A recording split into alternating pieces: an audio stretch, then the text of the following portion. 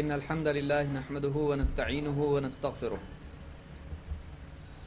ونعوذ بالله من شرور أنفسنا ومن سيئات أعمالنا من يهده الله فلا مضل له ومن يضلل فلا هادي له وأشهد أن لا إله إلا الله وحده لا شريك له وأشهد أن محمدا عبده ورسوله أما بعد فإن خير الحديث كتاب الله وخير الهدي هدي محمد صلى الله عليه وسلم وشر الأمور محدثاتها وكل محدثة بدعة وكل بدعة ضلالة وكل ضلالة في النار.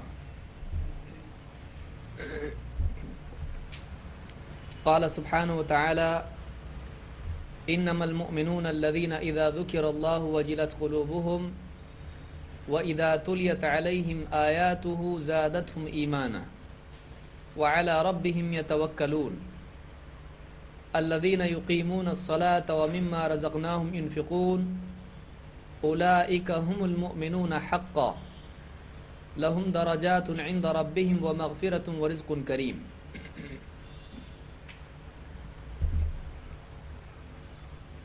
اللہ تعالیٰ نے قرآن کریم میں مختلف مقامات پر ایمان والوں کے اوصاف بیان کیے ہیں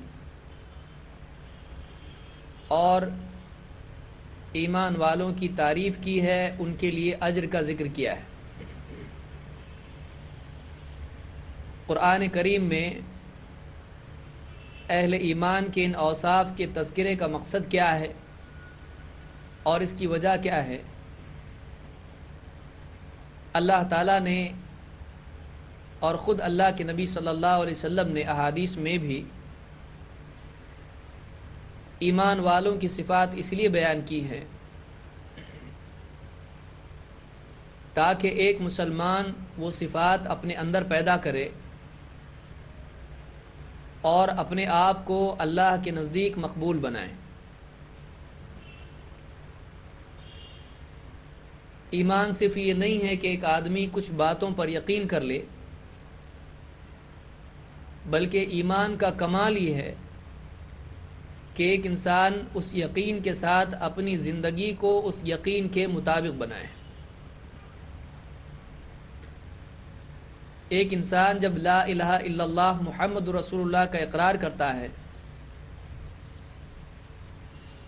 تو اس ایمان کے بعد، اس یقین کے بعد، اس اقرار کے بعد اس کے لیے ضروری ہو جاتا ہے کہ اللہ اور اس کے رسول نے جو باتیں ہم کو بتلائی ہیں، جو اعمال ہم کو سکھائے ہیں، جو اخلاق ہم کو بتائے ہیں، وہ اپنے آپ کو ان اعمال اور اخلاق میں ڈھالنے کی کوشش کرے۔ اکثر اوقات ایسا ہوتا ہے کہ ایک آدمی ایمان تو لے آتا ہے،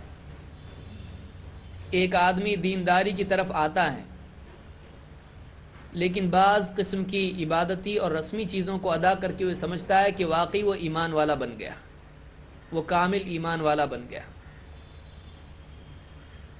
ضروری یہ ہے کہ ایک انسان ان تمام اوصاف اور اخلاق کو اپنے اندر پیدا کرے جو قرآن و سنت میں اللہ تعالیٰ نے اور اس کے رسول صلی اللہ علیہ وسلم نے بیان کیے ہیں۔ ایک نسبت اللہ کی طرف سے ہے اور ایک نسبت بندوں کی طرف سے ہے۔ ایک انسان کو چاہیے کہ وہ ظاہر و باطن دونوں اعتبار سے واقعی مومن بن جائے، اور اللہ کی نسبت سے بھی اللہ کا بندہ بن جائے، اور بندوں کی نسبت سے بھی واقعی ایک سچا مسلمان بن جائے۔ یہ بظاہر ایک مشکل کام ہے کہ ہر سطح پر ایک انسان اچھا انسان بنے، لیکن اگر آدمی واقعی سچی نیت کرے تو اللہ تعالیٰ کی توفیق سے یہ چیز اس کے لیے آسان ہو جاتی ہے۔ آج کی اس گفتگو میں انہی بعض اوصاف سے متعلق کچھ باتیں ہم دیکھیں گے کہ مومن کے اندر کیا صفات ہونی چاہیے، مومن کیسا ہونا چاہیے۔ یہ ایک بہت بڑا درس ہے اور بہت ساری باتیں اس میں ذکر کی جا سکتی ہیں، لیکن آج کے درس میں کچھ مختصراً نکات، کچھ پوائنٹس ہم لوگ دیکھیں گے کہ واقعی مومن کیسا ہوتا ہے۔ اللہ تعالیٰ نے قرآن کریم میں فرمایا کہ ایمان والے تو وہ ہیں، انما المؤمنون الذین اذا ذکر اللہ وجلت قلوبہم، کہ ایمان والے تو وہ ہیں کہ جب اللہ کا ذکر، اللہ کا تذکرہ ان کے سامنے آتا ہے تو ان کے دلوں میں کپ کپی بھر جاتی ہے۔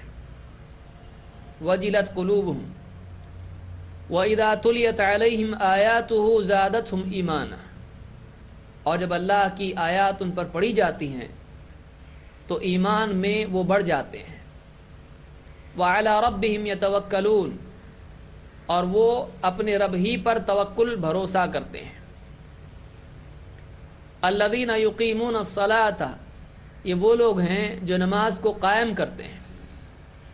وَمِمَّا رَزَقْنَاهُمْ يُنْفِقُونَ، اور جو کچھ رزق ہم نے ان کو عطا کیا ہے اس میں سے دوسروں پر بھی خرچ کرتے ہیں۔ اولئک هم المؤمنون حقا، یہی واقعی حقیقتاً ایمان والے ہیں۔ لہم درجات عند ربہم، ان کے لیے ان کے رب کے پاس درجات ہیں۔ ومغفرۃ، اور مغفرت ہے۔ ورزق کریم، اور ایک بڑا کریم رزق ہے، شرافت والا رزق ہے، عزت والا رزق ہے۔ ان آیات میں اللہ تعالیٰ نے ایمان والوں کے اوصاف بیان کیے ہیں کہ ایک قلب کی سطح پر وہ اچھے ہوں، دوسرے اللہ کی بندگی کے اعتبار سے وہ اچھے ہوں، تیسرے مخلوق کے ساتھ اخلاق کے اعتبار سے وہ اچھے ہوں۔ دل کی سطح پر اللہ تعالیٰ سے ڈرنے والے، اللہ کی طرف سے نازل کیے ہوئے علم پر ایمان اور یقین رکھنے والے، اپنی زندگی کے مسائل میں چاہے وہ دنیا کے مسائل ہوں یا آخرت کے ہوں اللہ کی ذات پر بھروسہ رکھنے والے، اسی طرح سے اللہ کی نسبت سے عملی زندگی میں پابند بندگی اختیار کرنے والے، جس کی علامت نماز ہے، عبادتی زندگی گزارنے والے، عبادت گزار بن کے جینے والے، اور 3 مخلوق پر خرچ کرنے والے، اپنی طرف سے دوسروں پر عطا کا دروازہ کھولنے والے۔ یہ 3 سطحیں ہیں جو ایک انسان کو واقعی مومن بناتی ہیں۔ دل کی سطح پر اللہ سے ڈرنا، اللہ کی بات پر یقین کرنا، اور اللہ کی ذات پر توکل کرنا، یہ دل کی سطح پر ہے۔ اور عبادات کی سطح پر اللہ کا بندہ بن کر جینا، عبادت گزار بن کے جینا، نماز جس کی علامت ہے، پابند زندگی، عملی زندگی، عبادتی زندگی۔ اور 3 مخلوق کے ساتھ، بندوں کے ساتھ سخاوت کا سلوک، نہ صرف ان کا حق ان کو دینا بلکہ اپنے پاس سے ان کو، اپنی چیز میں سے ان کو دینا، اپنے حق میں سے ان پر خرچ کرنا، اپنے پاس سے ان کو دینا، اپنا ان کو دینا۔ وَمِمَّا رَزَقْنَاهُمْ يُنْفِقُونَ، اور جو کچھ ہم نے ان کو بطور رزق عطا کیا ہے اس میں سے دوسروں پر خرچ کرتے ہیں۔ جب ان تینوں سطحوں پر ایک انسان پورا اترتا ہے تب جا کر واقعی وہ اللہ تعالیٰ کے نزدیک کامل مومن بنتا ہے۔ اسی لیے اللہ تعالیٰ نے فرمایا اولئک هم المؤمنون حقا، یہی پکے مومن ہیں، یہی وہ لوگ ہیں جو حقیقت کے اعتبار سے مومن ہیں۔ اولئک هم المؤمنون حقا، ان کے لیے کیا ہے؟ لہم درجات عند ربہم ومغفرۃ ورزق کریم، ان کے لیے 3 چیزیں ہیں۔ ان کے لیے ان کے رب کے پاس درجات ہیں، انہوں نے اپنے آپ کو زندگی میں اللہ کے آگے جھکایا، اپنے آپ کو چھوٹا بنایا، اللہ تعالیٰ آخرت میں ان کو اونچے درجات عطا فرمائے گا۔ انہوں نے بندوں کی مالی سطح پر مدد کی، ان کو کمزور پایا، ان کو دیا، بندوں سے غلطی ہوئی اس کے باوجود ان کو معاف کرتے رہے، اللہ تعالیٰ کے ہاں بھی ان کے لیے مغفرت ہے، وہ مغفرت ورزق کریم، اور انہوں نے اپنے رزق میں سے دوسروں کو دیا، تو یہاں پر اللہ نے فرمایا کہ ان کے لیے بھی آخرت میں کیا ہے؟ ایک ایسا رزق ہے جو عزت والا رزق ہے۔ یہ اوصاف ہیں یہ وہ باتیں ہیں جن کی وجہ سے ایک آدمی واقعی ایمان والا بنتا ہے۔ ایمان صرف کچھ باتوں کے جان لینے کا نام نہیں ہے۔ علم الگ چیز ہے، ایمان الگ چیز ہے۔ علم پر یقین کرنے اور اس کو قبول کرنے کا نام ایمان ہے، لیکن یہ ایمان کی شروعات ہے، یہ ایمان کا کمال نہیں ہے۔ ایمان کا کمال یہ ہے کہ جن باتوں کو یقین کی سطح پر تسلیم کیا ہے ان باتوں پر عمل کی سطح پر پورا اترے، یہ واقعی ایمان ہے۔ اسی لیے اللہ تعالیٰ نے ان اعمال کے ذکر کرنے کے بعد کہا اولئک ھم المؤمنون حقا، یہی واقعی مومن ہے۔ تو معلوم ہوا کہ ایمان کی حقانیت انسان کی عملی زندگی کی بنیاد پر طے ہوتی ہے، اس کو یاد رکھیے۔ ایک آدمی واقعی کتنے اعلیٰ درجے کا مومن ہے یہ تب معلوم ہوتا ہے جب اس کی عملی زندگی دیکھی جاتی ہے۔ اسی لیے بے شمار حدیثیں ہیں جن میں آپ دیکھیں گے کہ اللہ کے نبی صلی اللہ علیہ وسلم نے بعض جگہ پر کہا کہ مسلمان وہ ہے جو ایسا اور ایسا کرے، اور آپ نے کہا کہ وہ مومن نہیں جو ایسا کرے۔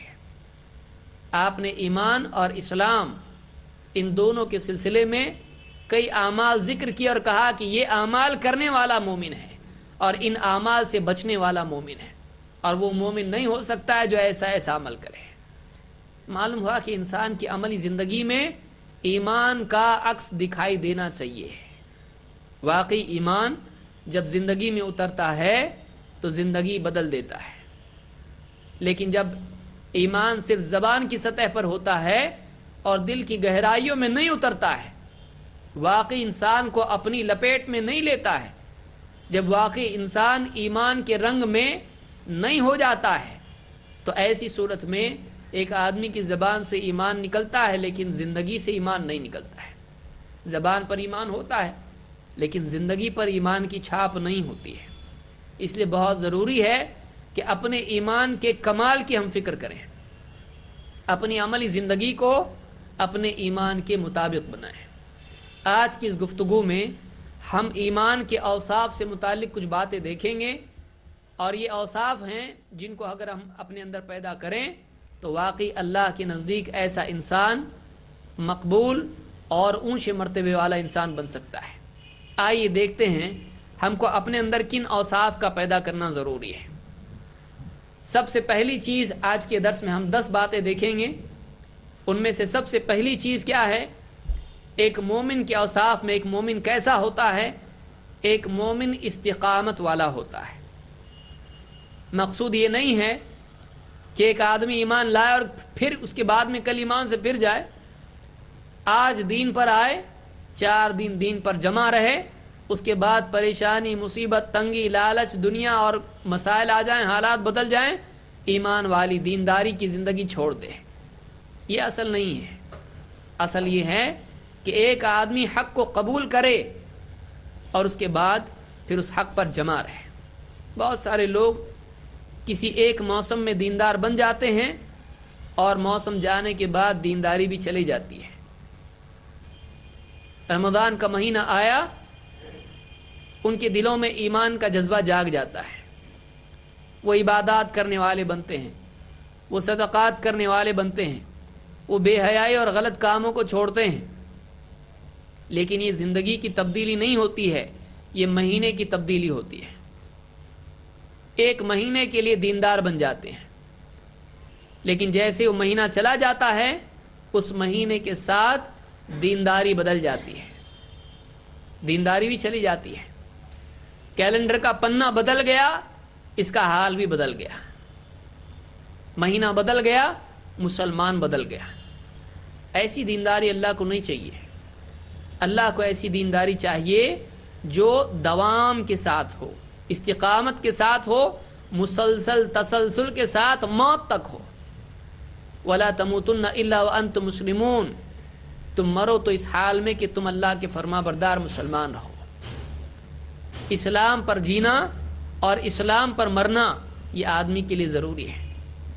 یہ نہیں کہ آدمی وقتی اعتبار سے کچھ وقت کے لیے مسلمان بن جائے، بلکہ آدمی کو چاہیے کہ فرما برداری اس کی زندگی کے تمام حصوں پر حاوی ہو، اس کے دن رات، اس کا سفر حضر، اس کی بیماری، اس کی راحت، ہر حال میں وہ اللہ تعالیٰ کا بندہ بنا رہے، حتی الامکان حتی الوسعت، جہاں تک اس کی کیپیسٹی ہو اللہ کے حکموں کو پورا کرنے والا وہ بنے۔ وقتی دینداری نہیں، بلکہ عزم کرے ایک انسان کہ ہمیشہ ہمیشہ اللہ تعالیٰ کا بندہ بن کے جیے گا، اللہ کے حکموں کو پورا کرے گا، نہ ان احکام کے اندر کوئی تقصیر کرے گا اور نہ ان احکام کے اندر کوئی غلو کرے گا۔ تقصیر جتنا کرنا چاہیے اس سے کم، اور غلو کیا ہے؟ جتنا کرنا چاہیے اس سے زیادہ۔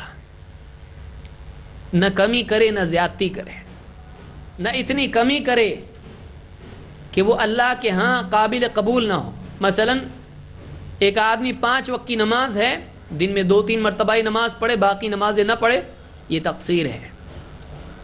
اور غلو کیا ہے؟ کہ ایک آدمی جتنا کرنا چاہیے اس سے زیادہ کرے، جتنا جو کرنا چاہیے اس کو اپنی طرف سے بڑھا دے، اپنی طرف سے دین میں اضافے کرے، بدعتوں میں مبتلا ہو جائے۔ تو نہ تقصیر کرنا ہے، نہ کمی کرنا ہے، اور نہ غلو کرنا ہے، نہ زیادتی کرنا ہے۔ یہ دونوں چیزیں انسان کے دین کو خراب کرتی ہیں، جو کہ استقامت کے خلاف ہیں۔ اللہ تعالیٰ قرآن کریم میں فرماتا ہے ان الذين قالوا ربنا الله ثم استقاموا فلا خوف عليهم ولا هم يحزنون، یقیناً وہ لوگ جنہوں نے کہا کہ ہمارا رب اللہ ہے، پھر اس پر جمے رہے، پھر انہوں نے استقامت اختیار کی۔ فلا خوف عليهم ولا هم يحزنون، ان پر نہ کوئی خوف ہوگا اور نہ وہ غمگین ہوں گے۔ اولئک اصحاب الجنۃ خالدین فیہا، یہ جنتی لوگ ہیں، یہ جنت میں ہمیشہ ہمیشہ رہیں گے۔ اولئک اصحاب الجنۃ خالدین فیہا، یہ جنتی لوگ ہیں، اس جنت میں ہمیشہ رہیں گے۔ ان کی زندگی میں دین ہمیشہ تھا، انہوں نے ہمیشگی کے اعتبار سے دین کو اختیار کیا۔ 1 دن 2 دن 1 مہینہ 2 مہینہ، دن یا رات، اپنے سہولت کے اوقات، ایسا نہیں، بلکہ دینداری ان کی ہمیشگی والی تھی۔ تو اللہ تعالیٰ فرماتا ہے یہ جنتی لوگ ہیں، خالدین فیہا، یہ جنت میں ہمیشہ رہیں گے۔ جزاء بما کانوا یعملون، اور جزاء بما کانوا یعملون، یہ بدلہ ہے ان کے اعمال کا جو وہ کرتے رہے۔ اس سورہ الاحقاف کی آیت نمبر 13-14 ہے۔ تو ان آیات میں اللہ تعالیٰ نے بتلایا کہ ہمیشگی کی جنت کس کے لیے ہے؟ ہمیشگی کی جنت اس کے لیے ہے جس کی دینداری ہمیشگی والی ہو۔ ہمیشہ ہمیشہ کی جنت اس کے لیے ہے جو دین اختیار کرے، جو کہے ہمارا رب اللہ ہے، پھر اس بات کا اقرار کرنے کے بعد اس کی زندگی اس بات کے، اس قول کے تابع ہو جائے، پھر اللہ کے سوا و کسی اور کی طرف متوجہ نہ ہو۔ کبھی اللہ کا ہو جائے، کبھی قبروں کا ہو جائے، کبھی اللہ کا ہو جائے، کبھی تعویذ گنڈوں کا ہو جائے، کبھی اللہ کا ہو جائے، کبھی روپیوں کا، نوٹ کا اور مال دولت کا اور عہدوں کا ہو جائے۔ یہ بندہ اللہ کا بندہ واقعی نہیں ہے۔ واقعی اللہ کا بندہ وہ ہے جو ایک مرتبہ کلمہ پڑھنے کے بعد اللہ ہی کا بندہ بنا رہے، وفادار بنے، وفادار بنے، اللہ کے سوا کسی اور کی طرف نگاہ بھر کے بھی نہیں دیکھے، اللہ کا ہو جائے۔ اللہ تعالیٰ، کوئی انسان چاہتا ہے اللہ اس کا ہو جائے، اس کو چاہیے کہ وہ واقعی اللہ کا ہو جائے۔ ایک انسان کے لیے لازم ہے کہ وہ اپنے ظاہر و باطن کو اللہ تعالیٰ کے سپرد کر دے۔ وَاذْكُرِ اسْمَ رَبِّكَ وَتَبَتَّلْ إِلَيْهِ تَبْتِيلًا، اپنے رب کے نام کا ذکر کر، اپنے رب کے نام کو یاد کر۔ وَتَبَتَّلْ إِلَيْهِ تَبْتِيلًا، اور سب سے کٹ کے اس کا ہو جا، سب سے کٹ کے اس کا ہو جا۔ کسی اور کی تمنا نہ ہو، کسی اور پر توکل نہ ہو، بلکہ ایک اللہ تعالیٰ کی ذات پر بھروسہ ہو، اللہ تعالیٰ کے حکموں پہ اپنی نجات۔ ایک انسان اپنا عقیدہ یہ بنا لے کہ اللہ کے حکموں پہ چلنے سے اللہ راضی ہوتا ہے۔ اس آیت میں اللہ تعالیٰ نے فرمایا یقیناً وہ لوگ جنہوں نے اپنی زبانوں سے کہا کہ ہمارا رب اللہ ہے، پھر زبانوں پر جو الفاظ تھے ان الفاظ کو زندگی کا حصہ بنایا، ثم استقاموا، پھر سیدھا راستہ انہوں نے اختیار کیا، پھر اپنی اس بات پر اپنی عملی زندگی میں قائم رہے۔ ثم استقاموا فلا خوف علیہم ولا هم يحزنون، آخرت میں ان پر نہ اللہ خوف ڈالے گا نہ اللہ تعالیٰ ان کو غمگین کرے گا، آخرت میں خوف اور غم دونوں ان سے ہٹا دیا جائے گا۔ تو بہرحال اس آیت میں اللہ تعالیٰ نے استقامت کا ذکر کیا ہے۔ مومن کو چاہیے کہ وہ اپنے دین پر جمع رہے۔ کبھی دل میں آیا نماز پڑھ لی، کبھی نہیں آیا تو نہیں پڑھی، کبھی جی چاہا چلو روزہ رکھ لیتے ہیں تو نفل رکھ لیا، اور جی چاہا تو فرض بھی چھوڑ دیا، کبھی جی چاہا اپنی طرف سے صدقہ دے دیا، اور جی نہیں چاہا تو زکوٰۃ بھی نہیں دی۔ ایسا نہیں ہونا چاہیے، بلکہ آدمی اپنے آپ کو اللہ کے تابع کر دے، جہاں اللہ تعالیٰ جانے کے لیے کہے وہاں جائے، چاہے دل چاہے یا نہیں چاہے۔ اس کا نام استقامت ہے۔ اللہ تعالیٰ آگے بڑھنے کے لیے کہے آگے بڑھ جائے، چاہے دل نہیں چاہے، اور اللہ تعالیٰ رکنے کے لیے کہے رک جائے، چاہے دل یہ چاہ رہا ہو کہ اور آگے بڑھے۔ اس کا نام استقامت ہے، اس کا نام اسلام ہے۔ سفیان ابن عبداللہ الثقفی رضی اللہ تعالیٰ عنہ فرماتے ہیں، قلت یا رسول اللہ، میں نے کہا اللہ کے رسول، قل لی فی الاسلام قولا لا اسأل عنہ احدا بعدک، اسلام کے بارے میں، فرما برداری کے سلسلے میں، اللہ کے دین کے بارے میں ایک ایسی بات بتلائیے کہ آپ کی بات کے بعد کسی اور سے پوچھنے کی مجھ کو حاجت نہ رہے۔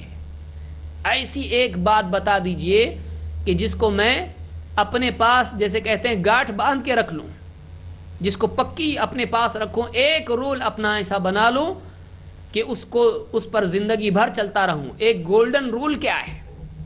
ایسی بات بتائیے کہ آپ کے بعد کسی سے اور کچھ پوچھنے کی ضرورت نہ رہے، ایسی نصیحت مجھ کو کر دیجیے۔ اللہ کے نبی صلی اللہ علیہ وسلم نے مختصر ترین الفاظ میں فرمایا، قل آمنت باللہ فاستقم، کہ میں اللہ پر ایمان لایا، پھر اپنی اس بات پر جمع رہے، اپنی اس بات پر جمع رہے۔ تو استقامت دین کی اصل ہے، اسی لیے علماء کہتے ہیں الاستقامت فوق الکرامہ، استقامت ساری کرامتوں سے بڑی کرامت ہے، کیونکہ ایک انسان کے لیے اللہ تعالیٰ کے دین پر جمنا بہت مشکل کام ہے، کیونکہ شیطان اور نفس کبھی اس کو دین پر جمنے نہیں دیتے ہیں۔ لیکن شیطان اتنا بڑا دشمن، اس کے باوجود وہ دین پر جمے جو باہر کا دشمن ہے، اور نفس جو انسان کو اندر سے دین پر جمنے سے روکتا ہے، اس نفس پر قابو پا کر بھی دین پر جمع رہے۔ تو ایک آدمی دو دشمن، ایک باہر کا دشمن، ایک اندر کا دشمن، ان دونوں دشمنوں کے مقابلے میں لڑتے لڑتے دین پر جمع رہے، اسی پر مر جائے، اس سے بڑی کرامت اور کیا ہو سکتی ہے؟ اس سے بڑی علامت اس بات کی کیا ہو سکتی ہے کہ واقعی اللہ کا ولی اور اللہ کا مقرب ہے۔ تو یہ استقامت ہے۔ تو پہلی چیز مومن کے اوصاف میں استقامت ہے، دین پر جمنا، اور دائیں بائیں مڑنا نہیں بلکہ سیدھے چلنا، نہ کرنے کے کام میں کمی کرنا، نہ کرنے کے کام میں حد سے زیادہ آگے بڑھ جانا۔ جیسے نبی صلی اللہ علیہ وسلم کی تعریف کرنا اچھی بات ہے، لیکن نبی کی تعریف اتنی کر دے کہ اللہ کے برابر بنا دے، یہ کیا ہے؟ حد پار کرنا ہے، حد پار کرنا ہے۔ تو اس طرح سے اللہ تعالیٰ کے دین میں نہ کمی کرے نہ زیادتی، اس کا نام استقامت ہے، اور اس پر جمنے کا نام ثبات ہے۔ انشاءاللہ اگلے درس میں ہم ثابت قدمی کے بارے میں تفصیل سے دیکھیں گے، لیکن یہاں پر اس بات کو اختصاراً ہم کو دیکھنا ہے۔ نمبر 2، دوسری صفت مومن کی کیا ہے؟ ایک مومن کو چاہیے کہ جب اللہ کو اپنا معبود مانا ہے تو پھر عبادت اللہ ہی کے لیے کرے، یوں نہ ہو کہ عبادت اللہ کی اور خوشامد کسی اور کی۔ ایک بندہ کام دین کا اللہ کے آگے جھکے، سر پیشانی زمین پر ٹکائے، دینی عمل ہو، عبادت ہو، پیشانی زمین پر سجدے میں ٹکائے ہوئے اللہ کے آگے قبلہ رخ ہو کر، لیکن دل کہاں ہے؟ دل مخلوق کی طرف ہے کہ مخلوق دیکھ کر اس کی تعریف کرے۔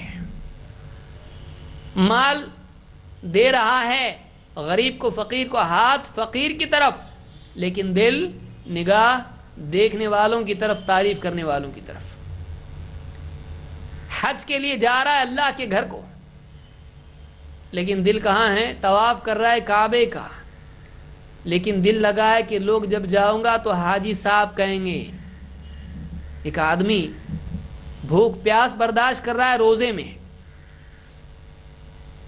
لیکن اس کے بعد چاہتا کیا ہے کہ لوگ دیکھیں اور کہیں کہ کیسا روزے دار ہے، کتنا زیادہ روزے رکھتا ہے۔ ایک آدمی دین کی دعوت دے، دعوت کے لیے خرچ کرے، دعوت کے لیے کوشش کرے، لوگوں کو دین سکھائے، لیکن چاہتا یہ ہو کہ اس کا نام ہو، چاہتا یہ کہ لوگ عزت کریں، لوگ پلٹ کے اس کو دیکھیں، لوگ اپنی مجلس میں اس کے لیے جگہ بنائیں، لوگ اس کے لیے کھڑے ہو جائیں، لوگ اس کی طرف اپنی نگاہیں جھکائیں۔ یہ آدمی اگر ایسا چاہتا ہے، اس نے اپنے کیے کرائے کو باطل کر دیا۔ آدمی جب اللہ کی عبادت کر رہا ہے، اللہ کے دین کے لیے کچھ کر رہا ہے، تو واقعی وہ اللہ تعالیٰ کے لیے کرے، اللہ کے عمل میں مخلوق کی طمع رکھ کر خیانت نہ کرے۔ کیا بندہ چاہتا ہے کہ اس کے حق میں سے کسی اور کو دیا جائے؟ کیا بندہ چاہتا ہے کہ اس کی جنت کسی اور کو دی جائے؟ بندہ بالکل نہیں چاہتا ہے، میری جنت مجھ کو ملنا چاہیے۔ آپ بتائیے، اپنی جنت میں سے کسی اور کو دینا پسند نہیں کرتا ہے، آپ بتائیے اللہ کی عبادت میں سے یہ کسی اور کو دے، اللہ کو کیسے پسند آئے گا؟ اللہ کے دین کے لیے کچھ کرے، لیکن مقصود کیا ہو؟ مخلوق کی تعریف، لوگوں کے دلوں میں جگہ بنانا۔ اللہ کے ہاں مقام بنانے کی بجائے ایک آدمی لوگوں کے دلوں میں جگہ بنانے کی کوشش کرے، آپ بتائیے اس نے کتنی غلط جگہ چنی ہے۔ اس کو چاہیے یہ تھا کہ اللہ کے ہاں اپنا مقام بنائے جو عزت کی جگہ ہے، لیکن اس کی کوشش کیا ہے؟ لوگوں کے دلوں میں میرا مقام بنے۔ اس نے آسمان کو چھوڑ کے زمین چنی، وہ زمین سے لگ جاتا ہے، نگاہ میں اللہ کی گر جاتا ہے۔ مومن کے اوصاف میں سے، ایمانی غیرت والے اوصاف میں سے یہ ہے کہ ایک انسان عمل کرے، اللہ والا عمل اللہ ہی کے لیے کرے، اللہ والا عمل بندوں کے لیے نہیں کرے۔ بندوں کی تعریف جو مٹی میں ملنے والے ہیں، جن کی زبانیں جھوٹ سے لبریز ہوتی ہیں، جن کے دلوں میں سچ بھی ہوتا ہے جھوٹ بھی ہوتا ہے، جن کا تعریف کر دینا انسان کے مقام کو بڑھاتا نہیں ہے، اس کو جنتی بناتا نہیں ہے، ان کے ہاں ایک آدمی اپنا مقام بنائے، اس سے زیادہ شرم کی بات کیا ہو سکتی ہے؟ واقعی ایک انسان جب اللہ کا وفادار ہو جاتا ہے تو اس کے دل میں اللہ کے سوا کسی اور کی چاہت نہیں ہوتی ہے، اسی کا نام اخلاص ہے۔ آدمی دنیا میں چیزوں میں خالص پسند کرتا ہے، سونا ہو خالص ہو، چاندی ہو خالص ہو، کھانے کی چیزیں ہوں، دوائی ہو خالص ہو، ملاوٹ نہ ہو۔ اب بتائیے، ہر چیز میں اس کو خالص چاہیے، ملاوٹ والا نہیں، اور اللہ رب العالمین کے لیے عبادت کر رہا ہے وہ ملاوٹ والی، اللہ بھی خوش بندہ بھی خوش، اللہ کے ہاں بھی عزت اور بندے کے ہاں بھی منزلت۔ یہ وفاداری نہیں ہے، یہ واقعی ایمان کا تقاضا نہیں ہے۔ ایمان کا تقاضا یہ ہے کہ ایک بندہ اللہ ہی کا بندہ بنا رہے، اللہ کی عبادت میں اللہ کے ساتھ کسی کو شریک نہ کرے۔ ابو فراس الاسلمی رضی اللہ تعالیٰ عنہ فرماتے ہیں، نادا رجل، ایک آدمی نے پکارا، اللہ کے رسول صلی اللہ علیہ وسلم کو پکار کے پوچھا، فقال یا رسول اللہ مل ایمان، اے اللہ کے رسول ایمان کیا ہے بتلائیے۔ مل ایمان، ایمان کیا ہے، ایمان کی حقیقت کیا ہے؟ اللہ کے رسول صلی اللہ علیہ وسلم نے جواب دیا، قال الاخلاص، آپ نے کہا اخلاص ایمان ہے۔ معلوم ہوا کہ واقعی ایمان وہ ہے جس میں اخلاص ہو، اخلاص کے بغیر ایمان صحیح نہیں ہوتا ہے، اخلاص کے بغیر ایمان واقعی وہ ایمان نہیں ہوتا ہے جو اللہ کو چاہیے۔ بتائیے، ایک آدمی اللہ کو اکیلا معبود مانتا ہو اور یہ مانتا ہو کہ اللہ ہی کی رضا کے لیے نیکی کرنا چاہیے، پھر وہ اللہ کی عبادت والا عمل کسی بندے کی خوشی کے لیے کرے، اب بتائیے اس سے زیادہ بڑھ کے ایمان کے منافع کیا ہو سکتا ہے؟ ایک آدمی اللہ کے ہاں جانتا ہو کہ اجر دینے والا صرف اللہ ہے، آخرت میں سارے برہنہ ہوں گے، ننگے ہوں گے، پہننے کو ان کے پاس کپڑا نہیں ہوگا، آخرت میں ساری بادشاہیاں ختم ہو جائیں گی، سب عاجز محتاج ہوں گے، کسی کے پاس دینے کے لیے کچھ نہیں ہوگا، سب پیچھے چھوڑ کے گئے ہوں گے، کچھ نہیں ہوگا اس کے پاس، کوئی کسی کو کچھ دے نہیں سکتا ہے، دینے والا اگر ہے تو وہ اکیلا اللہ ہے۔ جس آدمی کا یہ عقیدہ ہو وہ آدمی بھلا اللہ کے سوا کسی اور سے مقام مانگ سکتا ہے، اللہ کے سوا کسی اور کی چاہت رکھ سکتا ہے؟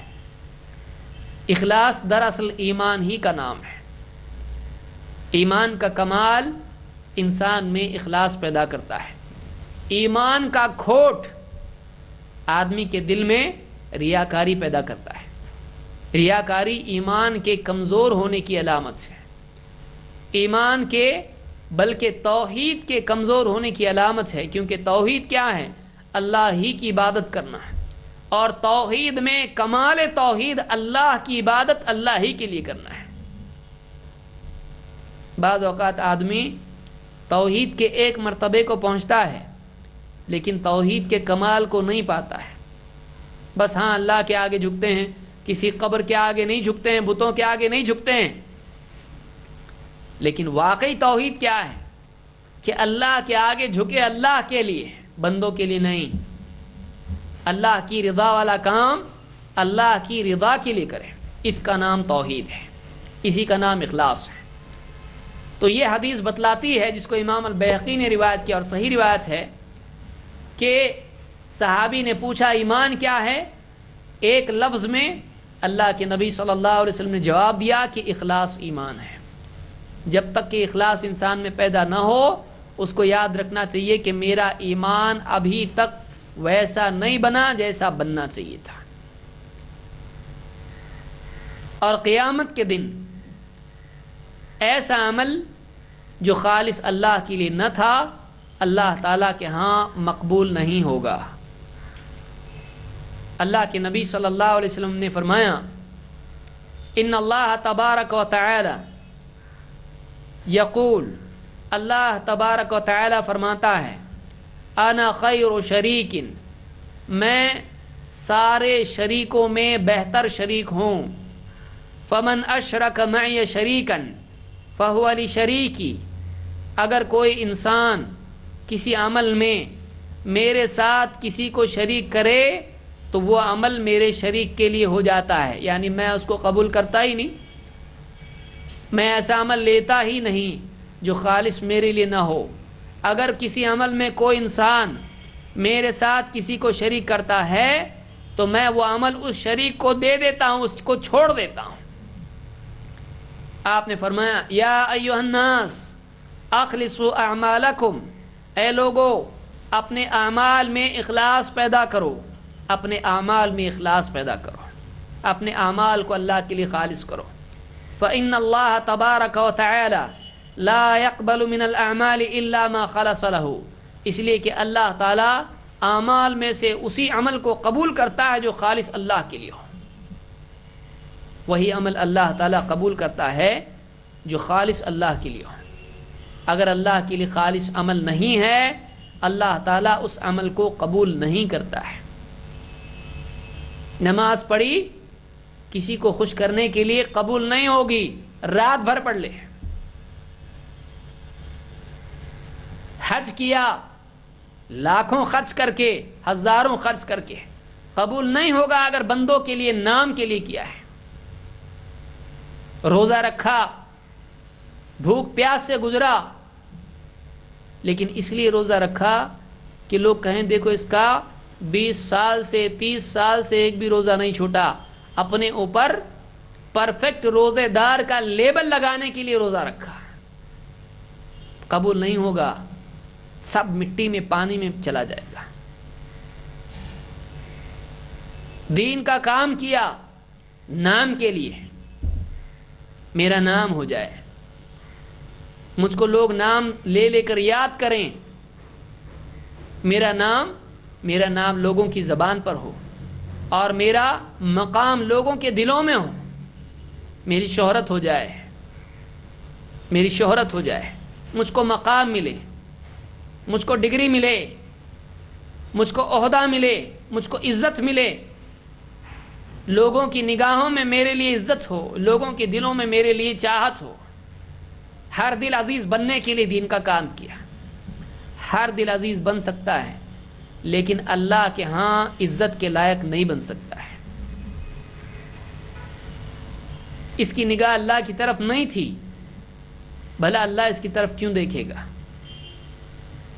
اس کی نگاہ مخلوق کی طرف تھی، اللہ تعالیٰ اس کو مخلوق کے حوالے کر دے گا، جس سے چاہیے تھا اس سے لے لے۔ میرے پاس کیا ہے تیرے لیے؟ میرے لیے کیا تھا؟ نہیں، بندوں کے لیے کیا تھا۔ عزت مل گئی، نام مل گیا، مقام مل گیا، عہدہ مل گیا، مال مل گیا، سب مل گیا نا، لے لے۔ اب وہ نہیں ملے گا جو ہمارے پاس ہے۔ کیوں؟ اس لیے کہ ہمارے لیے نہیں کیا تھا، ہمارے لیے نہیں کیا تھا۔ اس لیے ہم کو یاد رکھنا چاہیے کہ ہم اپنی نیکیوں کو کرنے کے بعد برباد نہ کریں۔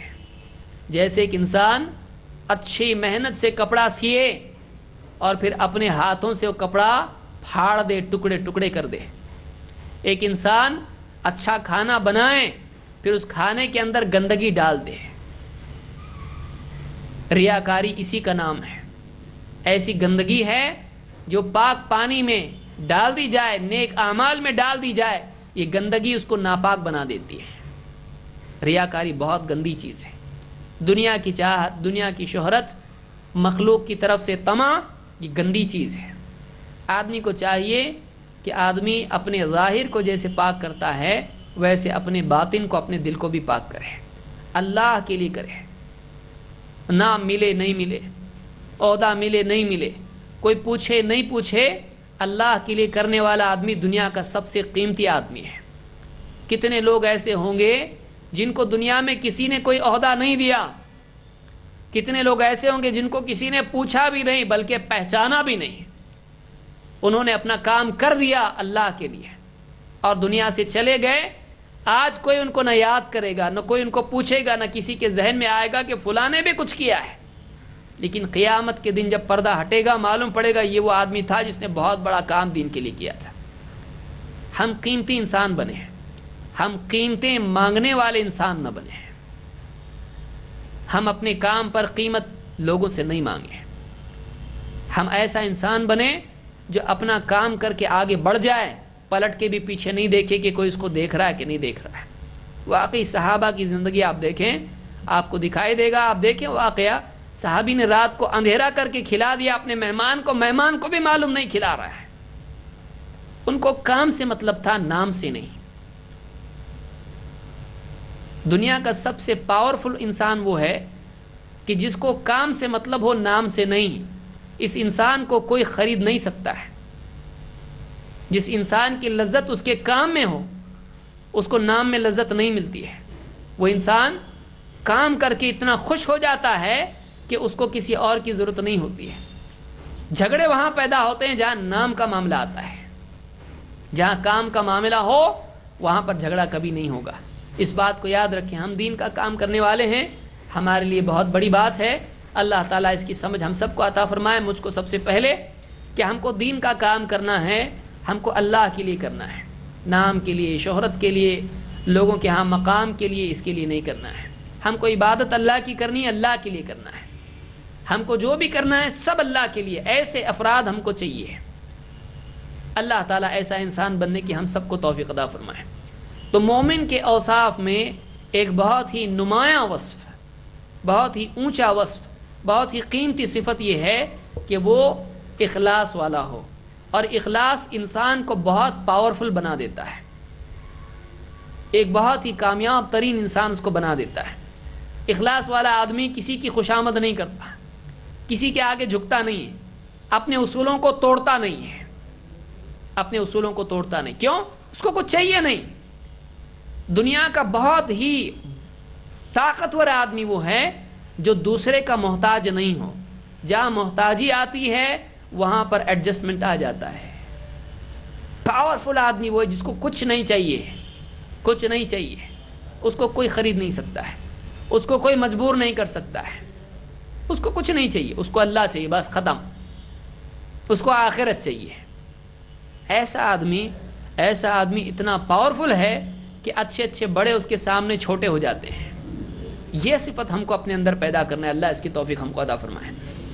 نمبر 3، مومن کے اوصاف میں ایک بہت ہی قیمتی صفت تقویٰ کی ہے. تقویٰ کیا ہے؟ اللہ کے ڈر سے، اللہ کی پکڑ سے بچنے کے لیے ایسے کاموں سے بچنا جن سے اللہ ناراض ہوتا ہے. اللہ کی ناراضگی سے بچنے کے لیے اللہ کو ناراض کرنے والے کاموں سے بچنا، اس کا نام تقویٰ ہے، جس کو آپ پرہیزگاری کہہ سکتے ہیں. پرہیزگاری، برائیوں سے بچنا. تقویٰ کا بدلہ کیا ہے؟ تقویٰ کا بدلہ جنت ہے. دنیا میں حرام لذتوں سے بچتے رہنا، دنیا میں حرام لذتوں سے بچتے رہنا آخرت کی ہمیشہ کی لذتوں کا حقدار انسان کو بنا دیتا ہے. تھوڑی دیر کا صبر ہے، موت تک کا صبر ہے.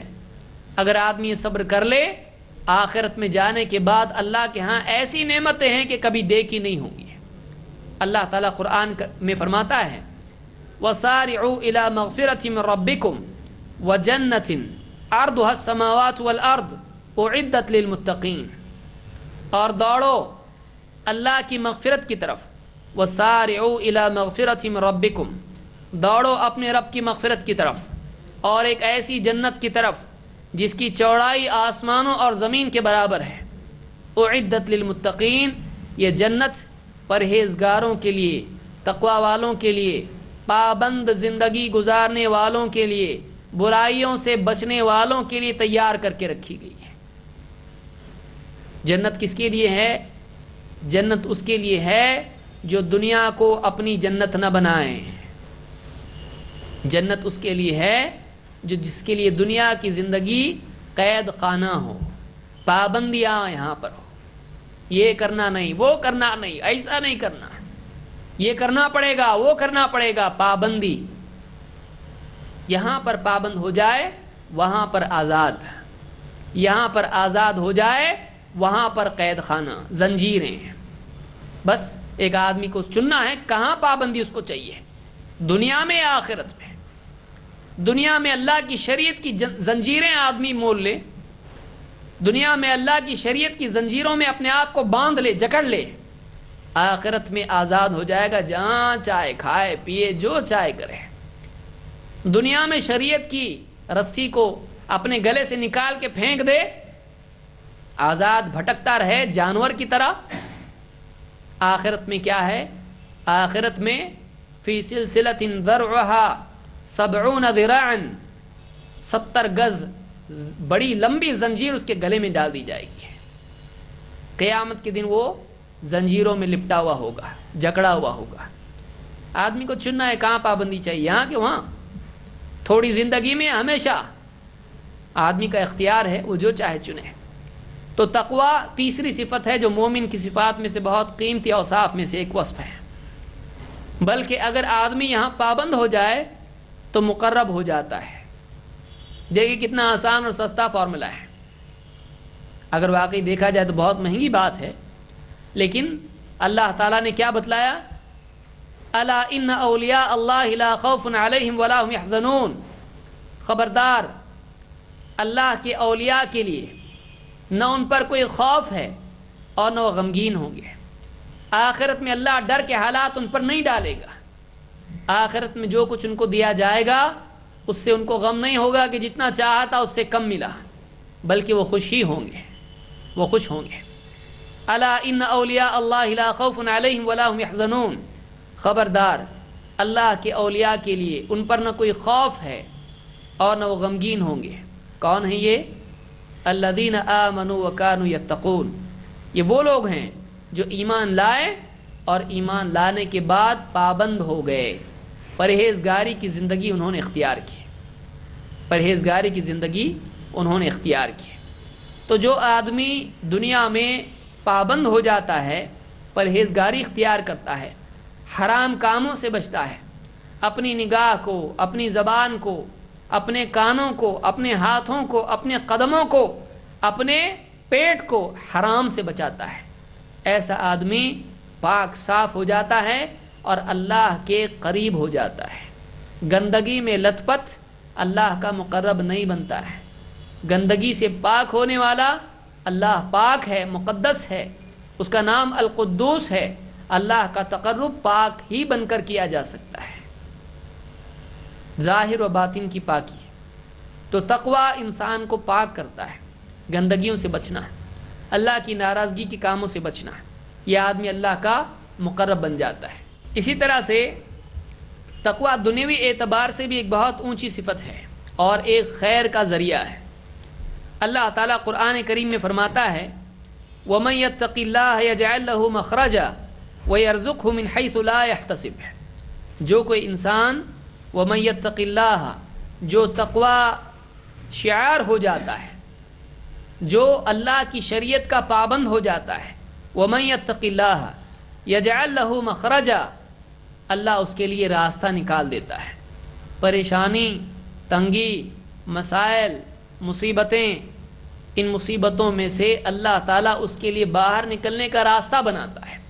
وَمَن يَتَّقِ اللَّهَ يَجْعَل لَّهُ مَخْرَجًا، جو کوئی تقوی اختیار کرتا ہے اللہ تعالیٰ اس کے لیے باہر نکلنے کا راستہ بناتا ہے، اس مصیبت سے باہر نکالتا ہے، اس کو راستہ عطا کرتا ہے۔ وَيَرْزُقْهُ مِنْ حَيْثُ لَا يَحْتَسِبُ، اور اس کو ایسی جگہ سے رزق دیتا ہے جہاں سے اس کا گمان بھی نہ ہو۔ بہت سے لوگ حرام میں پڑتے ہیں جب حلال ان کو مشکل دکھائی دیتا ہے، حالانکہ حلال کا راستہ تقوی میں ہے، لیکن تھوڑی دیر کی تکلیف آدمی برداشت نہیں کر پاتا ہے اور پھر حرام میں پڑ جاتا ہے، گناہگار ہوتا ہے، ملتا اتنا ہی ہے جتنا تقدیر میں تھا، ملتا اتنا ہی جتنا تقدیر میں ہے، لیکن گناہگار ہو جاتا ہے۔ لیکن تھوڑا صبر کرے اور اللہ کی شریعت کو نہ توڑے اور حلال کے لیے انتظار کرے، ملتا اتنا ہی ہے جتنا تقدیر میں ہے، لیکن گناہ سے بچ جاتا ہے۔ اس لیے تقوی اختیار کریں، اپنی زبان کو جھوٹ، دھوکہ، غیبت، اللہ کی شکایت اور اس طرح کی بہتان اور فحش گوئی، ان تمام چیزوں سے بچائیں۔ نگاہوں کو غلط چیزیں دیکھنے سے بچائیں، اپنے کانوں کو بری باتیں سننے سے بچائیں، گانوں سے اور غیبت اور بہتان سے، اس سب سے بچائیں، بے حیائی سننے سے بچائیں، اپنے دل کو گندی باتیں، بری باتیں سوچنے سے بچائیں، بدگمانی اور دل کے اندر بغض، عداوت، حسد، کینہ، کپٹ، اپنے دل کو اس سے بچائیں، شرک اور ناشکری، نفاق، اس سے بچائیں، اپنے ہاتھوں کو ظلم سے بچائیں، اپنے قدموں کو گمراہی کی طرف چلنے سے بچائیں۔ اس کا نام تقوی ہے، اس کا نام تقوی ہے۔ تو اپنے آپ کو برائی سے بچانا مومن کے اوصاف میں سے ہے، کیونکہ مومن اپنے آپ کو اللہ کا پابند بناتا ہے، جب اپنا معبود اللہ کو مانا ہے، اللہ کا حکم بھی ماننا ہے۔ تو تیسری صفت تقوی ہے، جو مومن کے اوصاف میں سے ایک بہت ہی قیمتی وصف ہے۔ اور آگے آئیے، چوتھی صفت مومن کی صبر ہے۔ صبر کیا ہے؟ برداشت کرنا، اپنے آپ پر قابو پانا۔ ایک انسان کو اللہ نے آزاد پیدا کیا ہے، لیکن آزادی کے لیے پیدا نہیں کیا ہے، اس کو یاد رکھیے۔ اللہ نے انسان کو پیدا کیا آزاد، اس کے گلے میں کوئی رسی نہیں، اس کے ہاتھ بندھے ہوئے نہیں، اس کے پاؤں بندھے ہوئے نہیں، اس کی زبان پر تالا نہیں، وہ آزاد پیدا ہوا ہے، لیکن آزادی کے لیے پیدا نہیں ہوا ہے، پابندی کے لیے ہوا ہے۔ اور یہ انسان کا، مومن کا امتحان ہے کہ وہ اپنی اس آزادی کو اپنی قدرت سے، اپنی طاقت سے، خود اپنے ارادے سے، اللہ کی توفیق سے، اپنے ارادے سے اپنے آپ کو پابند بنائیں، اپنے پر قابو پائیں۔ دنیا کا بہادر انسان، طاقتور انسان وہ ہے جو اپنے آپ پر قابو پائے۔ جو انسان بے قابو ہو جائے، جس کو اپنے اوپر کنٹرول نہ ہو، یہ مجبور ہے یہ طاقتور نہیں ہے. آپ بتائیے جس کو اپنے اوپر ہی کنٹرول نہیں، یہ آدمی طاقتور ہے؟ نہیں. جو اپنے کو کنٹرول نہیں کر سکتا ہے وہ کسی اور کو کنٹرول نہیں کر سکتا ہے. دوسروں پر قابو وہی پا سکتا ہے جو خود اپنے پر قابو پانا جانتا ہو. بہت سے لوگ ذرا سا کچھ ہو گیا، دنیاوی تکلیف آئی، شکایت شروع کر دی، کیا اللہ تعالیٰ مصیبت ڈال رہا ہے؟ کوئی اور ملا کہ نہیں ملا، ہم ہی ہیں، نماز پڑھتے ہیں، روزہ رکھتے ہیں، سب کرتے ہیں، پھر اللہ تکلیف. اللہ کی شکایت کرنے لگتے ہیں. کوئی میت ہو گئی، کسی قریبی کی وفات ہو گئی، سینہ پیٹنا، بال کھینچنا، کپڑے پھاڑنا، اللہ کی ناشکری کی کفریہ باتیں کرنا، یہ صبر نہیں ہے. صبر یہ ہے کہ ایک انسان ہر حال میں اللہ تعالیٰ کا شکر کرے اور اللہ تعالیٰ کے فیصلوں پر صبر کرے. اللہ جس حال میں رکھے، اللہ کا فیصلہ صحیح، اللہ نے کچھ غلط نہیں کیا. ہو سکتا ہے میرے گناہوں کی سزا دنیا میں مل رہی ہو سکتا ہے اللہ اس کے بدلے میں اچھا آخرت میں بدلا دے، ہو سکتا ہے میری اپنی غلطی سے کچھ میں نے نقصان اپنا کر لیا، میرے گناہوں کی وجہ سے رزق رک گیا، ہو سکتا ہے میرے گناہوں کی وجہ سے تکلیف آئی ہے. آدمی صبر کرے، اپنے آپ پر قابو پائے، اللہ کی تقدیر پر راضی ہو. یہ صبر ہے، یہ صبر ہے. نہ زبان سے شکایت، نہ ہاتھ پاؤں پٹکنا، نہ چیزیں توڑنا، اور نہ دل میں شکایت رکھنا. صبر ان تینوں سطحوں پر ہوتا ہے، دل، زبان اور بدن. ان تینوں سطحوں پر ایک انسان اپنے آپ کو قابو پانے والا ہو، اپنے آپ پر قابو پانے والا ہو. دل پر قابو، زبان پر قابو، اپنے بدن پر، اپنے پورے وجود پر قابو. ایمان کی روشنی میں اپنے آپ کو قابو میں رکھے، یہ صبر ہے. اللہ تعالیٰ قرآن کریم میں فرماتا ہے کیا ہوگا، جنت میں کیا ہوگا. اللہ فرماتا ہے جنات عدن یدخلونہا، ایمان والے ہمیشگی کی جنتوں میں داخل کیے جائیں گے، داخل ہوں گے. ومن صلح من آبائہم وازواجہم وذریاتہم، اور ان کے باپ دادا میں، بیویوں میں، اولاد میں جو بھی نیک تھے وہ بھی جنت میں ان کے ساتھ ہوں گے. جنت میں رشتہ دار ساتھ ہوں گے، لیکن کون؟ ومن صلح، جو ان میں سے نیک ہوں. تو جنتی رشتہ دار آپس میں ایک دوسرے کے ساتھ ہوں گے، ایک دوسرے کو پہچانیں گے. اور اللہ تعالیٰ فرماتا ہے والملائکۃ یدخلون علیہم من کل باب، اور جنت کے دروازوں سے فرشتے ان کے پاس آئیں گے اور کیا کہیں گے؟ سلام علیکم بما صبرتم، سلام علیکم، تم پر سلام ہو، تم پر سلام ہو، بما صبرتم، تمہارے صبر کی وجہ سے، تمہارے صبر کے بدلے میں تم پر سلامتی ہے. تم نے دنیا میں صبر کیا، آج تمہارے لیے سلامتی ہے. سلام علیکم بما صبرتم فنعم عقبی الدار، تو کیسا اچھا ہے بعد والا گھر. دنیا کا گھر چھوڑ کے آئے، آخرت کا گھر ہے. فنعم عقبی الدار، بعد میں ملنے والا آخرت کا گھر کتنا اچھا ہے، آخرت کا گھر کتنا اچھا ہے. یہ سورہ الرعد کی آیات ہیں.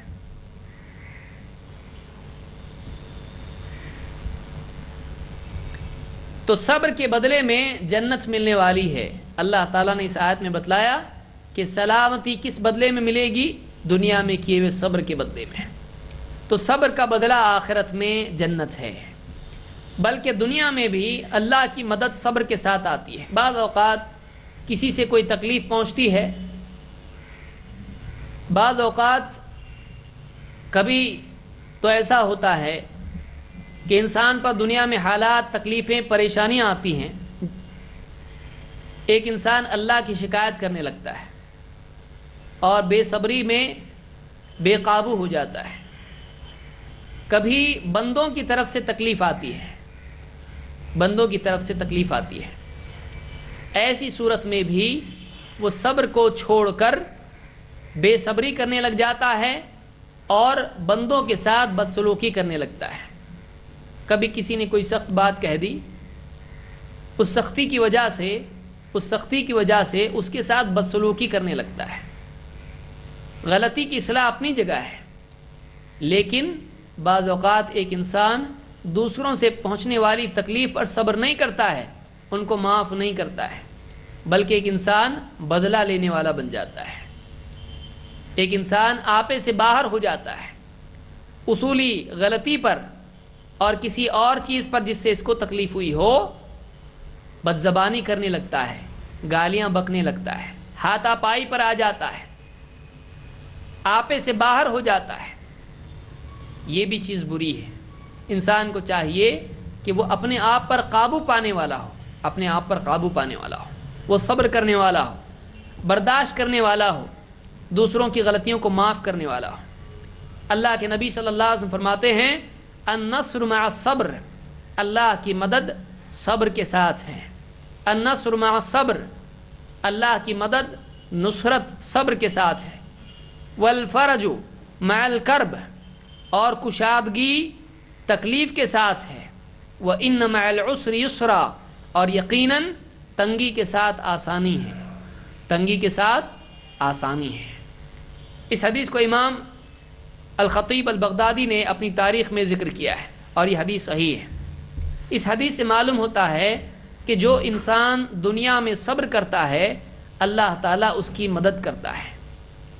کسی نے اس پر ظلم کیا، کسی نے اس کو ستایا، کسی نے اس کے ساتھ بدسلوکی کی، اگر یہ انسان اللہ کی خاطر صبر کر لے، اللہ تعالیٰ کی مدد اس کے ساتھ ہو جاتی ہے۔ دین پر چلنے میں، معاشرے میں تکلیفیں آئیں، دعوت دینے کے وقت لوگ دشمن بن جائیں، اگر آدمی اس کے باوجود صبر کرے، اللہ تعالیٰ کی مدد اس کے ساتھ ہو جاتی ہے، اللہ تعالیٰ اس کی مدد کرتا ہے۔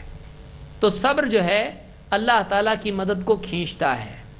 یہ اللہ تعالیٰ کے قاعدے کے مطابق ہے کہ جب اللہ تعالیٰ کے لیے کوئی صبر کرتا ہے تو اللہ ضرور اس کی مدد کرتا ہے۔ تو اس حدیث سے معلوم ہوا کہ صبر کے ساتھ اللہ کی مدد ہوتی ہے۔ اسی طرح سے صبر سے قوت تمیز پیدا ہوتی ہے۔ ایک آدمی جب آپے سے باہر ہو جاتا ہے تو اس کی سوچ خراب ہو جاتی ہے، اس کی زبان سے الٹے سیدھے الفاظ نکلتے ہیں، الٹی سیدھی حرکت کرنے لگتا ہے، اور صحیح طور سے سوچ نہیں پاتا ہے، صحیح طور سے سوچ نہیں پاتا ہے۔ اس کی سوچ ایسی ہو جاتی ہے جیسے کسی گاڑی کا سٹیئرنگ چھوڑ دیا جائے، کسی بائک کا ہینڈل چھوڑ دیا جائے، کیا ہوگا؟ کدھر بھی چلی جائے گی، وہ کنٹرول کے باہر ہو گئی، ابھی اس کا بریک فیل ہو گیا۔ صبر کیا ہے؟ صبر آپ کی گاڑی کا بریک ہے۔ اگر آپ بریک استعمال نہیں کریں گے، گاڑی کا ایکسیڈنٹ ہو جائے گا، آپ اسپتال میں پہنچ جائیں گے۔ صبر آپ کی گاڑی کا بریک ہے۔ کسی کا کمزور ہوتا ہے، کسی کا پاورفل ہوتا ہے۔ جس کا پاورفل ہوتا ہے اس کی گاڑی ایکسیڈنٹ سے بچ جاتی ہے، جس کا کمزور ہوتا ہے اس کی گاڑی کہیں ٹکرا جاتی ہے، اس کو نقصان ہوتا ہے۔ اسی لیے دیکھیے بہت سے لوگ جو صبر نہیں کر پاتے ہیں، جو صبر کی تکلیف برداشت نہیں کرتے ہیں، وہ پچھتانے کا غم زندگی بھر برداشت کرتے ہیں۔ کتنی رشتہ داریاں، کتنے اچھے تعلقات خراب ہو جاتے ہیں ایک غلط جملے کی وجہ سے، کتنے اپنے پرائے ہو جاتے ہیں ایک بدسلوکی کی وجہ سے، بد اخلاقی کی وجہ سے۔ غصے میں آ کے کچھ بول دیا، دل میں نہیں تھا، زبان سے بول دیا، کسی کو چھوٹا بنا دیا، کسی کا انسلٹ کر دیا غصے میں آ کے، کسی کا غصہ کسی پہ نکال دیا، اب دشمن تو دشمن، دوست بھی پرایا ہو جاتا ہے، اور زندگی بھر اس جملے کو یاد رکھتا ہے، اور یہ زندگی بھر پچھتاتا رہتا ہے کہ کاش میں ایسا نہیں کہتا، کاش میں ایسا نہیں کرتا۔ صبر آپ کو ندامت سے بچاتا ہے۔ صبر روشنی ہے جو آپ کی سوچ کو جلا عطا کرتا ہے۔ جب آدمی صبر کرتا ہے، اپنے آپ کو قابو میں رکھتا ہے، تو اس کی سوچ بھی صحیح چلتی ہے، وہ دور تک فیصلے کر سکتا ہے، وہ فیوچر تک دیکھ سکتا ہے کہ کل اگر آج میں نے ایسا کیا تو کل کیا ہو سکتا ہے، وہ مستقبل کے اعتبار سے آج مناسب فیصلے کر سکتا ہے، وہ صحیح ڈیسیجن لے سکتا ہے۔ لیکن جذبات میں آ کے آدمی غلط فیصلے لے لیتا ہے، جذبات میں جب آتا ہے تو اس کے فیصلے غصے اور جذبات کے تابع ہوتے ہیں، وہ دور اندیش نہیں ہو پاتا ہے۔ اسی لیے اللہ کے نبی صلی اللہ علیہ وسلم فرماتے ہیں الصبر ضیاء، الصبر ضیاء، صبر روشنی ہے، صبر روشنی ہے۔ بغیر صبر کے راستہ چلنے والا ایسے ہی جیسے کوئی اندھیرے میں دوڑ رہا ہو، اندھیرے میں دوڑ رہا ہو، کبھی بھی گڑھے میں گر سکتا ہے، کہیں بھی جا کے ٹکرا سکتا ہے۔ لیکن صبر والا آدمی جب چل رہا ہے تو اس کا مطلب ایسا ہے جیسے اندھیرے میں روشنی لے کے کوئی چل رہا ہے، وہ ٹکرانے سے بچے گا، وہ گڑھے میں گرنے سے بچے گا، وہ نقصان سے بچے گا۔ تو صبر تھوڑی دیر کی تکلیف ہے لیکن بڑے نقصان سے بچاتا ہے۔ اس لیے مومن کو چاہیے کہ وہ اپنے اندر صبر اور کنٹرول کی صفت پیدا کرے، اپنے آپ پر کنٹرول رکھے، اللہ کی طرف سے آنے والی تکلیفیں اس پر نہ شکایت کرے نہ ناشکری کرے، اور بندوں کی طرف سے آنے والی تکلیفیں ان پر صبر کرے، جزا فضا نہ کرے، بدسلوکی نہ کرے۔ یہ دونوں چیزیں اگر آدمی کے اندر پیدا ہو جائیں واقعی وہ صبر والا ہے۔ اللہ کے نبی صلی اللہ علیہ وسلم فرماتے ہیں لیس الشدید بالسرعہ انما الشدید الذی یملک نفسہ عند الغضب، پہلوان وہ نہیں ہے جو کسی دوسرے کو کشتی میں پچھاڑ دے، پہلوان وہ ہے جو غصے کے وقت میں اپنے آپ پر قابو پائے۔ اصل پہلوان وہ ہے، دوسرے کو پچھاڑنا آسان ہے، اپنے کو پچھاڑنا مشکل ہے۔ واقعی پہلوان، بہادر، طاقتور، پاورفل وہ ہے جو اپنے آپ کو شریعت کے تابع دبا کے رکھتا ہے۔ جو خود بے قابو ہو جائے وہ آدمی واقعی کمزور انسان ہے، مجبور انسان ہے۔ تو چوتھی صفت معلوم ہوئی مومن کی، وہ صبر والا ہوتا ہے۔ بعض اوقات کسی سے ہم کو تکلیف پہنچے، تھوڑی دیر کے لیے چپ ہو جائیں، آپ کو صحیح گفتگو کے الفاظ مل جائیں گے، لیکن آپ نے فوراً جواب دے دیا، ایسا جواب آپ دیں گے جس سے تعلقات خراب ہو جائیں گے۔ جذبات میں آ کے کچھ نہ کریں، صبر اپنے اندر پیدا کریں۔ نمبر 5، پانچویں صفت مومن کی حیا ہے۔ حیا، حیا کیا ہے؟ حیا یہ ہے کہ ایک انسان نتائج میں دیکھے اور شرمندگی سے اپنے آپ کو بچائے، شرمندگی سے اپنے آپ کو بچائے، اس کا نام حیا ہے۔ شرمانا جس کو ہمارے یہاں پر کہا جاتا ہے، لیکن شریعت میں واقعی حیا کے معنی کیا ہے؟ ایسا کام کرنے سے بچے جس سے اللہ کے آگے شرمندہ ہو یا مخلوق کے آگے شرمندہ ہو، اس کا نام کیا ہے؟ حیا ہے، جس کو ہمارے یہاں مروت بھی کہا جاتا ہے، کہ ایک آدمی حیا والا ہو، ایسی کوئی حرکت نہ کرے جس سے اللہ کے ہاں ذلیل ہو یا مخلوق کے آگے ذلیل ہو، ایسا کوئی کام نہ کرے جس سے اس کے کردار پر آنچ آئے، اس کی مروت میں فرق آئے، ایسا کوئی کام نہ کرے جس سے ایک انسان قیامت کے دن اللہ کے آگے شرمندہ ہو، اس کا نام حیا ہے۔ بعض علماء نے کہا حیا کیا ہے؟ حیا یہ ہے کہ ایک انسان اللہ تعالیٰ کے تمام احسانات کو یاد کرے، اللہ کے احسانات کو یاد کرے۔ نمبر 2، اپنی کوتاہیوں کو یاد کرے۔ ایک طرف تو اللہ نے کیا دیا اور دوسری طرف میں نے کیا کیا، ایک طرف اللہ تعالیٰ کا انعام اور دوسری طرف اپنا گناہ، اپنی کمیاں، اپنی کوتاہیاں، ان دونوں کو ایک ساتھ یاد کرنے سے جو شرمندگی پیدا ہوتی ہے، جو دل کے اندر حالت پیدا ہوتی ہے، علماء نے کہا اس کا نام حیا ہے، کہ اللہ کے آگے اس کو شرم آئے کہ اتنا اللہ کی نعمتیں لے کر میں نے اللہ کا کیا حکم پورا کیا، اس کا نام حیا ہے، اس کو حیا کہتے ہیں۔ اللہ کے رسول صلی اللہ علیہ وسلم نے حیا کو ایمان میں شامل بتلایا ہے، ایمان کی شاخوں میں سے ایک شاخ حیا ہے۔ اللہ کے رسول صلی اللہ علیہ وسلم فرماتے ہیں الایمان بضع و سبعون شعبہ والحیاء شعبۃ من الایمان، ایمان کی 70 سے کچھ زیادہ شاخیں ہیں، 70 سے زیادہ شاخیں ایمان کی ہیں، والحیاء شعبۃ من الایمان، اور حیا بھی ایمان کے شعبوں میں سے ایک شعبہ ہے، ایمان کی شاخوں میں سے ایک شاخ ہے۔ تو معلوم ہوا کہ ایمان کے حصوں میں سے ایک حصہ کیا ہے؟ حیا ہے۔ اس کو امام مسلم نے روایت کیا ہے کہ رسول صلی اللہ علیہ وسلم فرماتے ہیں ان لکل دین خلقا، ہر دین کا ایک امتیازی وصف ہوتا ہے، ہر دین کا ایک خاص اخلاق ہوتا ہے۔ وَإِنَّ خُلُقَ الْإِسْلَامِ الْحَيَاءُ، اور اسلام کا اگر کوئی امتیازی اخلاق ہے تو وہ حیا ہے، امتیازی اخلاق ہے۔ آپ دیکھیے اسلام میں عورتوں کے لیے حجاب ہے، مردوں کے لیے نگاہیں جھکانا ہے۔ اسلام میں حیا والا دین ہے، انسان کو حیا سکھاتا ہے۔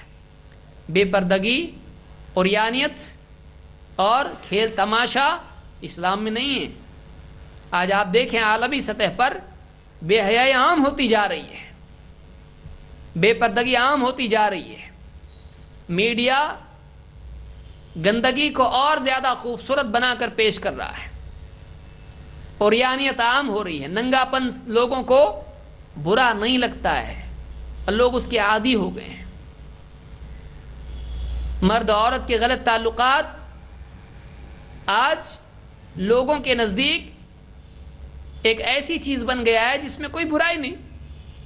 لوگ فلمیں دیکھ رہے ہیں اور فلموں کو اچھا سمجھتے ہیں، ایڈورٹیزمنٹ آ رہا ہے لباس کے سلسلے میں، کوئی آپ دیکھیں کیا لباس ہے، لباس کی کمی کو چیزوں کے بکانے کا ذریعہ بنایا جا رہا ہے، عریانیت عام ہو رہی ہے۔ اسلام حیا والا دین ہے۔ اسلام عورت مرد کے لیے حیا سکھاتا ہے، مزاج میں حیا، نگاہوں میں حیا، دل میں حیا، پوری زندگی میں حیا ہونا چاہیے۔ بے شرمی نہیں، بے حیائی نہیں۔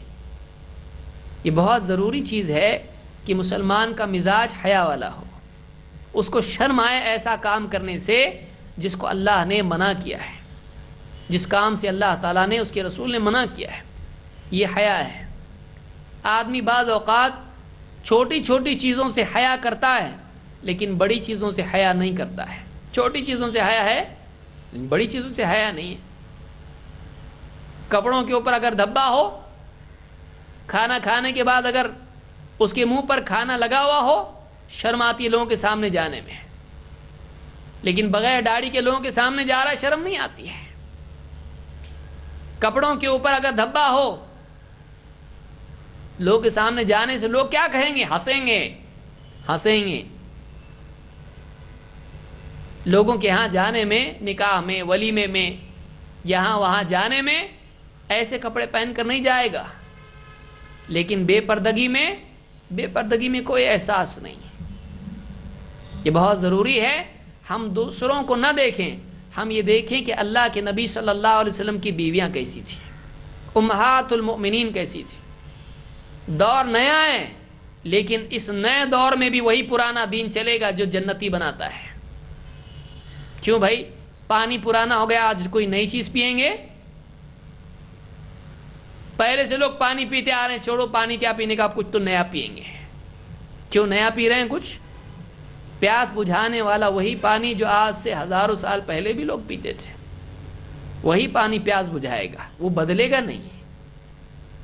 جیسے انسان کی پیاس پانی ہی بجھاتا ہے، ویسے ہی انسان کی روحانیت کی تسکین اللہ کے دین میں ہے، کچھ دوسرا نہیں چلے گا۔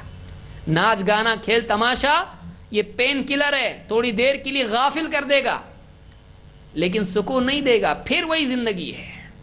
لیکن اللہ کا دین انسان کو سکون دے گا۔ تو حیا انسان کی مزاج میں ہو، بے حیائی کو مسلمان ترک کرے، بچوں میں بچیوں میں حیا پیدا کی جائے۔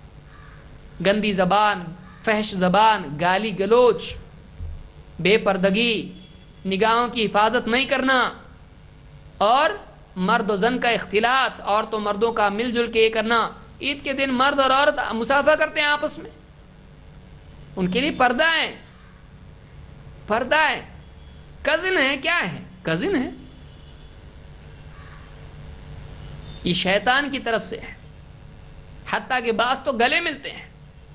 آپ بتائیے ان دو کا نکاح ہو سکتا ہے آپس میں، لیکن مسابقہ کر رہے ہیں ایک دوسرے، ہلدی کھیل رہے ہیں شادی میں، لڑکے بھاگ رہے لڑکیوں کے پیچھے، لڑکیاں بھاگ رہی لڑکوں کے پیچھے، دوپٹہ کہاں جا رہا ہے، کیا ہو رہا ہے؟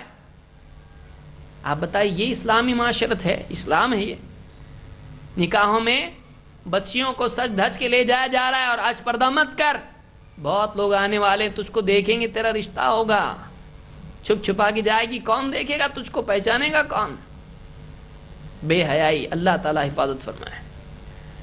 حیا والا دین ہمارا ہے، بے حیائی والا نہیں ہے، اس لیے ان تمام چیزوں سے ہم کو بچنا چاہیے۔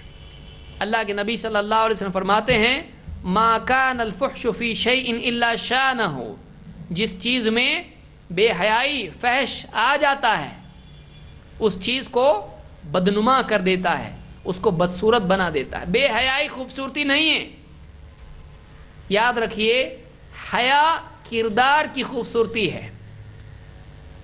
ایک انسان چہرے کا خوبصورت ہو لیکن بد اخلاق ہو، ایک انسان کردار کے اعتبار سے اچھا ہو لیکن چہرے کے اعتبار سے بدصورت ہو، آپ بتائیے خوبصورتی اصل کون سی ہے؟ کیریکٹر کی ہے یا چہرے کی ہے؟ کتنے لوگ دیکھنے میں خوبصورت ہوتے ہیں لیکن ان کی بد اخلاقی سے وہ بدصورت معلوم ہوتے ہیں، اور کتنے لوگ چہرے کے اعتبار سے خوبصورت نہیں ہوتے ہیں لیکن تہذیب اور اخلاق ان میں اتنا اچھا ہوتا ہے کہ ان کے قرب سے انسان کو تسکین ملتی ہے۔ یہ اخلاق ہے، اس کو کہتے ہیں، اس کو کیریکٹر بولتے ہیں۔ اصل اخلاق، اصل خوبصورتی وہ ہے جو بڑھاپے میں بھی باقی رہے۔ جوانی ختم ہو جائے گی، چہرے کی جھریاں چیزوں کے استعمال کرنے سے جائیں گی نہیں، ہاتھوں کی لرزش ختم نہیں ہوگی، بڑھاپا آئے گا، ساری زیب و زینت پھر دھری کی دھری رہ جائے گی، پھر خوبصورتی، باہر کی خوبصورتی کچھ فائدہ نہیں ہوگی۔ لیکن بڑھاپا بھی اگر آ جائے انسان کو اور اس کا کردار، اس کا اخلاق، اس کا مزاج، اخلاق، اس کا کیریکٹر اچھا ہو، اس کی مزاج میں نرمی ہو، اس کی مزاج میں اخلاق ہو، تہذیب ہو، حیا ہو، ایسا انسان بڑھاپے میں اور بھی زیادہ خوبصورت ہو جاتا ہے۔ اصل کردار انسان کا اس کو خوبصورت بناتا ہے، چاہے چہرہ اس کا خوبصورت ہو یا نہیں ہو۔ تو یہ چیز ہم یاد رکھیں، اسی لیے آپ فرماتے ہیں ما کان الفحش فی شیء الا شانہ، جس چیز میں فحش، عریانیت، گھٹیاپن، بے حیائی آ جاتی ہے اس چیز کو بدنما، بدصورت بنا دیتی ہے۔ اور وما کان الحیاء فی شیء الا زانہ، اور جس چیز میں حیا آ جاتی ہے اس چیز کو خوبصورت بنا دیتی ہے، اس کی زینت بڑھا دیتی ہے، اس کی زینت بڑھا دیتی ہے۔ اس کو امام الترمذی اور ابن ماجہ وغیرہ نے روایت کیا ہے۔ تو اس سے معلوم ہوتا ہے کہ اصل خوبصورتی انسان کی حیا میں ہے، اپنی زینت کے اظہار میں نہیں ہے۔ اصل انسان کا کردار ہے، اس کا چہرہ نہیں ہے، اصل ہے، اس کا چہرہ اصل نہیں ہے۔ نمبر 6 مومن کے اوصاف میں سے یہ بھی ہے کہ وہ لوگوں کا بھلا چاہنے والا ہو، اس کے دل میں دوسروں کی ناکامی، دوسروں کی ذلت، دوسروں کا نقصان، دوسروں کی تکلیف، دوسروں کی پریشانی نہ ہو، وہ اپنے دل میں لوگوں کے لیے بھلا چاہنے والا ہو، دنیاوی اعتبار سے بھی اور آخرت کے اعتبار سے بھی بھلا چاہنا۔ اللہ کے رسول صلی اللہ علیہ وسلم کے ایک صحابی ہیں التمیم الداری، فرماتے ہیں اللہ کے نبی صلی اللہ علیہ وسلم نے فرمایا الدین النصیحہ، دین بھلا چاہنے کا نام ہے، خیر خواہی کا نام ہے۔ صحابہ نے پوچھا، صحابی کہتے ہیں قلنا لمن، ہم نے پوچھا اللہ کے رسول کس کے لیے خیر خواہی کا نام ہے؟ آپ نے فرمایا للہ ولکتابہ ولرسولہ ولأئمة المسلمین وعامتہم، دین بھلائی چاہنے کا نام ہے کس کے لیے؟ اللہ کے لیے، اللہ کی کتاب کے لیے، اللہ کے رسول کے لیے، اور مسلمانوں کے امام کے لیے، اور عام مسلمانوں کے لیے ان کا بھلا چاہنے کا نام، اس کا نام دین ہے۔ الدین النصیحہ، دین خیر خواہی کا نام ہے۔ واقعی جب زندگی میں دین آتا ہے تو ایک مسلمان دوسروں کا بھلا چاہنے لگتا ہے۔ آدمی کا دین جب کمزور ہوتا ہے تو دوسروں کے لیے دل میں کینہ کپٹ آتا ہے، دوسروں کو نیچا دکھانے کا شوق آتا ہے، دوسروں کو ذلیل کرنے کا دل میں جذبہ پیدا ہوتا ہے۔ واقعی انسان جب دینداری پر آتا ہے وہ چاہتا ہے کہ اس کے ساتھ سب جنت میں جائیں، لیکن آدمی کے دل میں یہ بات پیدا ہو عزت مجھ کو ملے دوسرے کو نہ ملے، عہدہ مجھ کو ملے دوسرے کو نہ ملے، فلاں چیز مجھ کو ملے دوسرے کو نہ ملے، یہ خیر خواہی نہیں ہے۔ بزنس میں پروفٹ میرا ہو دوسرے کا نہ ہو، نام میرا ہو دوسرے کا نہ ہو، یہ خیر خواہی نہیں ہے۔ میں آگے جاؤں دوسرے پیچھے ہو جائیں، یہ خیر خواہی نہیں ہے۔ خیر خواہی کیا ہے؟ خیر خواہی یہ ہے کہ ایک انسان جو بھلائی اپنے لیے چاہتا ہے دوسرے کے لیے بھی چاہے۔ اللہ کے نبی صلی اللہ علیہ وسلم خود فرماتے ہیں لا یؤمن احدکم حتی یحب لأخیہ ما یحب لنفسہ، تم میں سے کوئی واقعی ایمان والا نہیں ہوگا، صحیح طور پر ایمان والا نہیں ہوگا جب تک کہ وہ اپنے بھائی کے لیے وہی چیز پسند نہ کرے جو اپنے لیے پسند کرتا ہے۔ ہمارا مزاج ایسا ہو، ہم دوسروں کا بھلا چاہنے والے بنے ہیں، دوسروں کے لیے اپنے دل میں خیر خواہی ہو، اس کو اس عزت ملے، بلکہ ایثار کا جذبہ ہم میں پیدا ہو، میں نہیں وہ، اس کو آگے بڑھاؤ، اس کو آگے کرو، ایسا جذبہ مسلمان میں ہونا چاہیے۔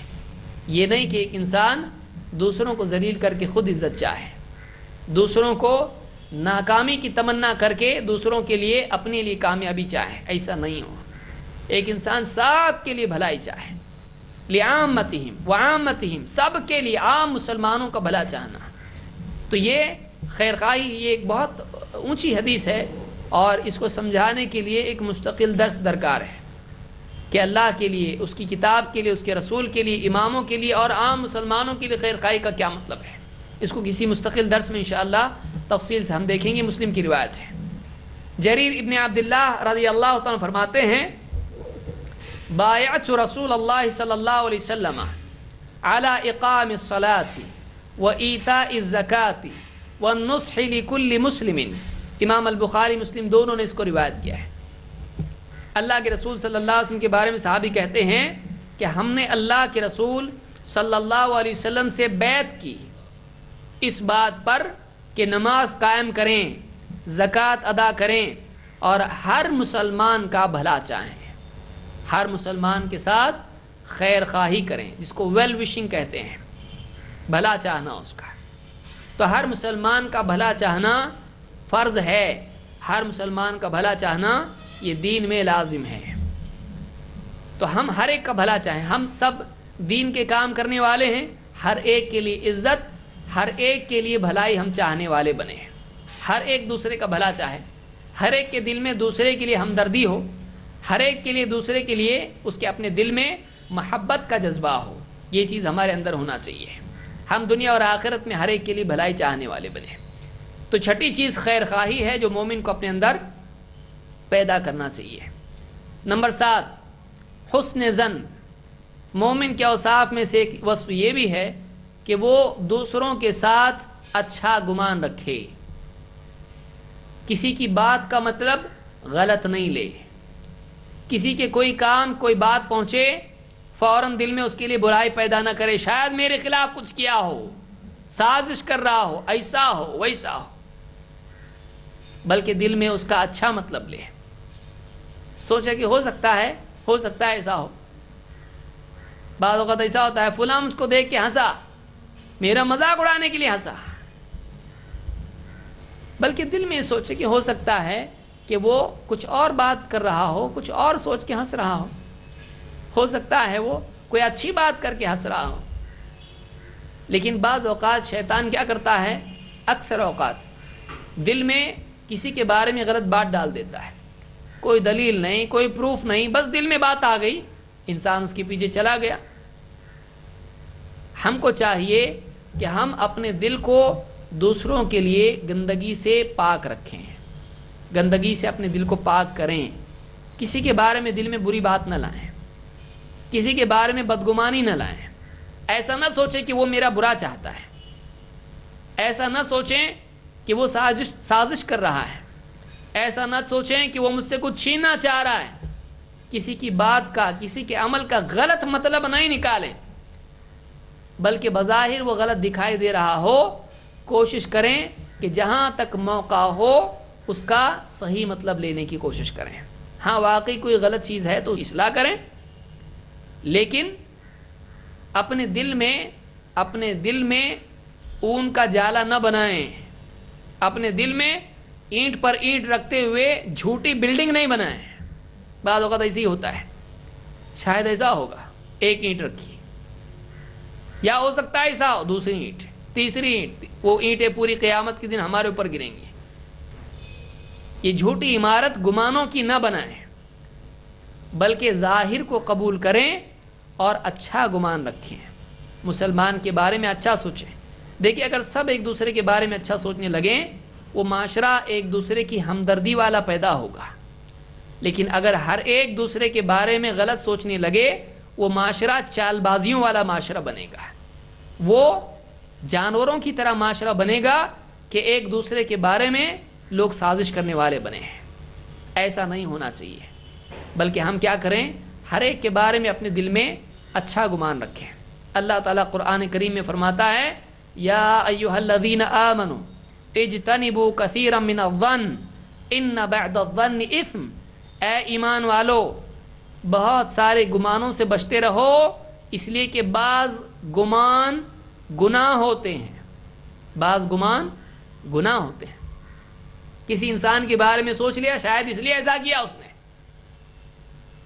حالانکہ بیچارے کے اس کے کان میں، اس کے دل میں بات بھی نہیں آئی ہوگی، سوچا بھی نہیں ہوگا، لیکن اس کے بارے میں ہم سوچتے ہیں کہ شاید اس وجہ سے اس نے ایسا کیا ہو۔ یہ کیا ہے؟ یہ گمان ہے، یہ بدگمانی ہے، یہ بدگمانی ہے۔ کسی نے کوئی جملہ کہہ دیا، مذاق میں کہہ دیا، اس کے دل میں کوئی بات نہیں تھی، ہنسی ہنسی میں سب خوش ہیں تو اس نے بھی ایک جملہ کہہ دیا، لیکن ہم نے دل میں کیا سوچا؟ ہو سکتا ہے مجھ کو بے عزت کرنے کے لیے اس نے ایسا کہا، بس یہ چیز دل میں بیٹھ گئی اور دشمنی کا بیج پودا پیڑ بن گیا اور پھل بھی دینے لگا زہریلے۔ بدگمانی بہت گندی چیز ہے، شیطان دلوں میں بدگمانی ڈالتا ہے، مسلمانوں کو آپس میں لڑاتا ہے۔ یہ شیطان کا بیج ہے جو ہم اپنے دل کی زمین میں اگنے دیتے ہیں، بدگمانی، اس کو اکھاڑ کے پھینکیں۔ شیطان کو اپنے دل میں فصل اگانے نہ دیں۔ ہمارے دل کی زمین اللہ کے لیے ہے، شیطان کے لیے نہیں ہے کہ جو چاہے اس میں اگائے، جو چاہے کھیتی کرے، اس کے لیے نہیں ہے، یہ اللہ کے لیے ہے، یہ اللہ کے لیے ہے، یہ مسلمانوں کی خیر خواہی کے لیے ہے، یہ مسلمانوں سے محبت کے لیے، الفت کے لیے ہے، کہ ایک مسلمان دوسرے سے ایسی محبت کرے کہ اپنے حق میں سے اس کو دینے والا بنے اور اس کی غلطی پر پردہ ڈالنے والا بنے، اس کو معاف کرنے والا بنے، اس کے بارے میں اچھا گمان کرنے والا بنے۔ یہ مسلمان ہے، یہ پاورفل آدمی ہے، اس کا دل سمندر سے بڑا ہے، اس کا دل سمندر سے بڑا ہے۔ ایک دم چھوٹے دل والا کہ ذرا سا کوئی کچھ بول دے فوراً الٹا سوچنا شروع کر دیا، کیا یہ دل ہے؟ یہ دل نہیں ہے، یہ بہت چھوٹا دل ہے، یہ اتنا چھوٹا ہے کہ اس میں دم گھٹنے لگتا ہے، چھوٹی کھولی بند ایک دم، نہ دائیں ہل سکتا ہے نہ بائیں۔ دل جو ہے بدگمانیوں سے چھوٹا ہو جاتا ہے اور انسان اس میں گھٹن محسوس کرتا ہے۔ دیکھیے کسی کے بارے میں بدگمانی شروع ہو جائے، اگر سب کے بارے میں ہونے لگے، آدمی اندر گھٹن محسوس کرتا ہے، ٹینشن ہو جاتا ہے آدمی کو، لیکن دل کھول دے اپنا، ٹھیک ہے ایسا نہیں ایسا ہو سکتا ہے، آدمی آزاد ہو جاتا ہے، اس کے دل میں وسعت پیدا ہوتی ہے۔ اللہ کے رسول صلی اللہ علیہ وسلم فرماتے ہیں، ایاکم والظن، خبردار بدگمانیوں سے بچو، فإن الظن اکذب الحدیث، اس لیے کہ بدگمانی سب سے زیادہ جھوٹی بات ہے، کوئی پروف نہیں، دل میں عمارت بنا رہا ہے، دل میں ہی سوچ رہا ہے، سب سے جھوٹی بات ہے یہ، کوئی دلیل نہیں، بغیر دلیل کے سوچ رہا ہے ایسا ہوگا، یہ جھوٹ ہے۔ ولا تحسسوا ولا تجسسوا، کسی سے نہ دوسرے سے جاسوسی کرواؤ، نہ خود جا کے جاسوسی کسی کی کرو، کیونکہ بدگمانی جاسوسی پہ آمادہ کرتی ہے۔ چیک تو کریں گے ذرا کیا ہوا، تو بدگمانی جب دل میں آتی ہے تو عمل میں جاسوسی بھی آ جاتی ہے۔ ولا تنافسوا، اور ایک دوسرے سے ہرس مت کرو اس کی چیز چھیننے کے لیے۔ ولا تنافسوا ولا تحاسدوا، اور ایک دوسرے سے حسد مت کرو. کسی کو عزت ملی، کسی کو مرتبہ ملا، کسی کو مقام ملا، کسی کو پوسٹ ملی، یہ اس سے چھن جائے، اس کو نہ ملے. کیوں ملا اس کو ایسا؟ اس کا نام حسد ہے. دنیا میں کسی کو عزت مل جائے، سوچے نہیں ملتی تو کتنا اچھا ہوتا اس کو عزت. کسی کی عزت پر جلنا، یہ چاہنا کہ اس کو نہ ملے، اس کو موقع نہ ملے، اس کو عزت نہ ملے، اس کو عہدہ نہ ملے، اس کو تعریف نہ ملے، اس کو کچھ نہ ملے، مجھ کو ملے. ایک تو وہ لوگ ہوتے ہیں کہ مجھ کو بھی ملے اس کو بھی ملے. ایک وہ لوگ ہوتے ہیں جو مجھ کو ملے اس کو نہ ملے. کتنا فقیر آدمی ہے، اللہ سے سب کو مل سکتا تھا، یہ اپنے لیے دوسرے کے لیے بھی مانگتا. لیکن یہ کتنا کنجوس آدمی ہے، کتنا بخیل ہے کہ مجھ کو ملے دوسرے کو نہ ملے. کیوں نہ اس کا دل ایسا ہوتا، اے اللہ مجھ کو بھی دنیا میں عزت والا بنا، دوسرے کو بھی عزت والا بنا. اے اللہ مجھ کو بھی دے دوسرے. اللہ کے پاس کمی ہے؟ اللہ کے پاس کمی نہیں ہے. کیوں نہ وہ اللہ سے مانگے؟ کیوں نہ وہ اللہ کے آگے ہاتھ پھیلا کے سب کے لیے مانگے؟ اسی لیے کہا ولا تحاسدوا، حسد مت کرو، جلو مت ایک دوسرے پر. دوسرے کو ملنے پر دل چھوٹا مت کرو، دل چھوٹا مت کرو.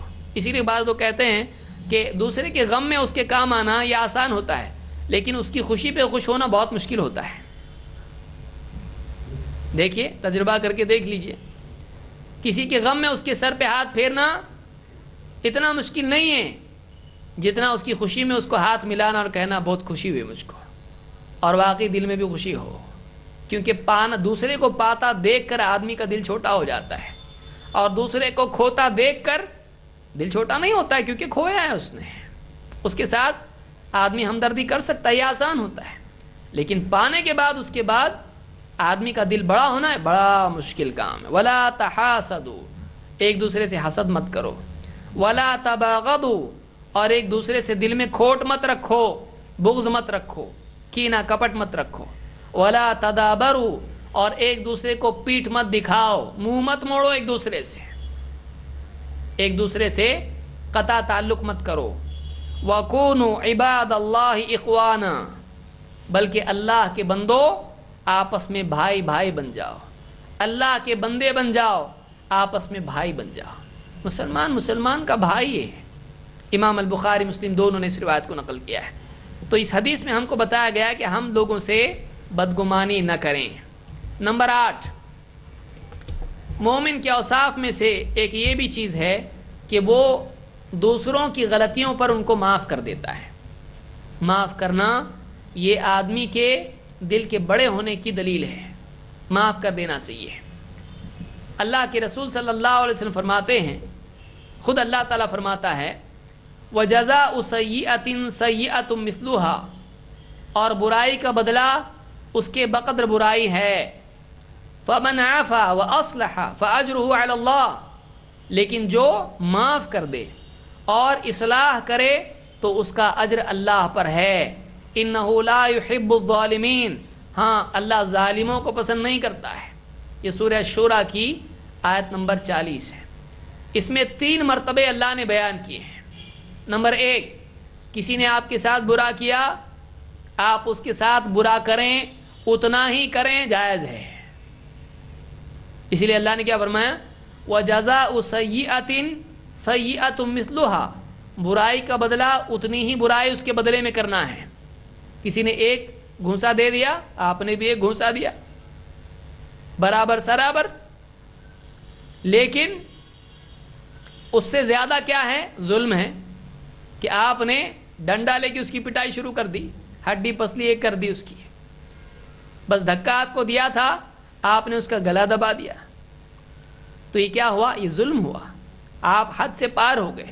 جتنی تکلیف اس نے دی تھی اس سے زیادہ آپ نے دی. اس نے ایک غلط بات آپ سے کی، لیکن آپ نے 100 باتیں غلط اس کے بارے میں کی، آپ نے ظلم کیا. تو اللہ نے فرمایا کہ برائی کے بدلے اتنی برائی ہے، لیکن جو معاف کر دے اور اصلاح کرے تو اس کا اجر اللہ پر ہے. یہ اونچا اخلاق ہے، معاف کر دینا اور حال کی اصلاح کر دینا. ہاں، اس سے آگے بڑھ کر ظلم کرنا اللہ ظالموں کو پسند نہیں کرتا ہے. تو مومن کے اوصاف کیا ہیں؟ اللہ کے ہاں اجر کے لیے معاف کر دینا. ہاں کہیں اصلاح کے لیے سزا دینا بھی ضروری ہو جاتا ہے. بچہ آپ کا غلطی کر رہا ہے، بار بار کر رہا ہے، آپ کہے چلو معاف کر دیا. گھر میں بڑوں کا انسلٹ کر رہا ہے، آپ اس کو معاف کر رہے ہیں. کوئی بدتمیزی کر رہا ہے، کوئی غلط کر رہا ہے، اس کو معاف کر رہے ہیں. اس کی اصلاح نہ کریں، اصلاح کرنا بھی ضروری ہوتا ہے. اصلاح کرنا بھی ضروری ہوتا ہے. تو موقع دیکھے انسان، شریعت جہاں رہبری جس حال میں جو بتاتی ہے وہ ایسا کرے. اسی طرح سے اللہ تعالیٰ فرماتا ہے وَلْيَعْفُوا وَلْيَصْفَحُوا أَلَا تُحِبُّونَ أَن يَغْفِرَ اللَّهُ لَكُمْ وَاللَّهُ غَفُورٌ رَحِيمٌ. ایمان والوں کو چاہیے کہ وہ معاف کریں، درگزر کریں، معاف کریں، معاملے کو درگزر کر دیں، چھوڑ دیں. أَلَا تُحِبُّونَ أَن يَغْفِرَ اللَّهُ لَكُمْ، کیا تم نہیں چاہتے کہ اللہ تعالیٰ تمہاری مغفرت کرے؟ تم اپنی کوتاہیوں اور غلطیوں پر چاہتے ہو کہ اللہ معاف کرے، تو تم بھی دوسروں کو دیکھو، ان کی غلطی معاف کر دو. تم چاہتے ہو کہ تمہاری غلطیاں اللہ معاف کرے، تم بھی تو غلطی کرتے ہو. اگر اللہ معاف نہ کرے تو تمہارا کیا ہوگا؟ تو تم کیوں معاف نہیں کرتے؟ تم اپنے لیے معافی پسند کرتے ہو، دوسروں کو معاف کیوں نہیں کرتے؟ جو اپنے لیے پسند کرتے ہو دوسروں کے لیے پسند کیوں نہیں کرتے؟ وَلْيَعْفُوا وَلْيَصْفَحُوا. ایمان والوں کو چاہیے کہ معاف کر دیں اور درگزر کریں. کیا تم پسند نہیں کرتے ہو کہ اللہ تمہاری مغفرت کرے؟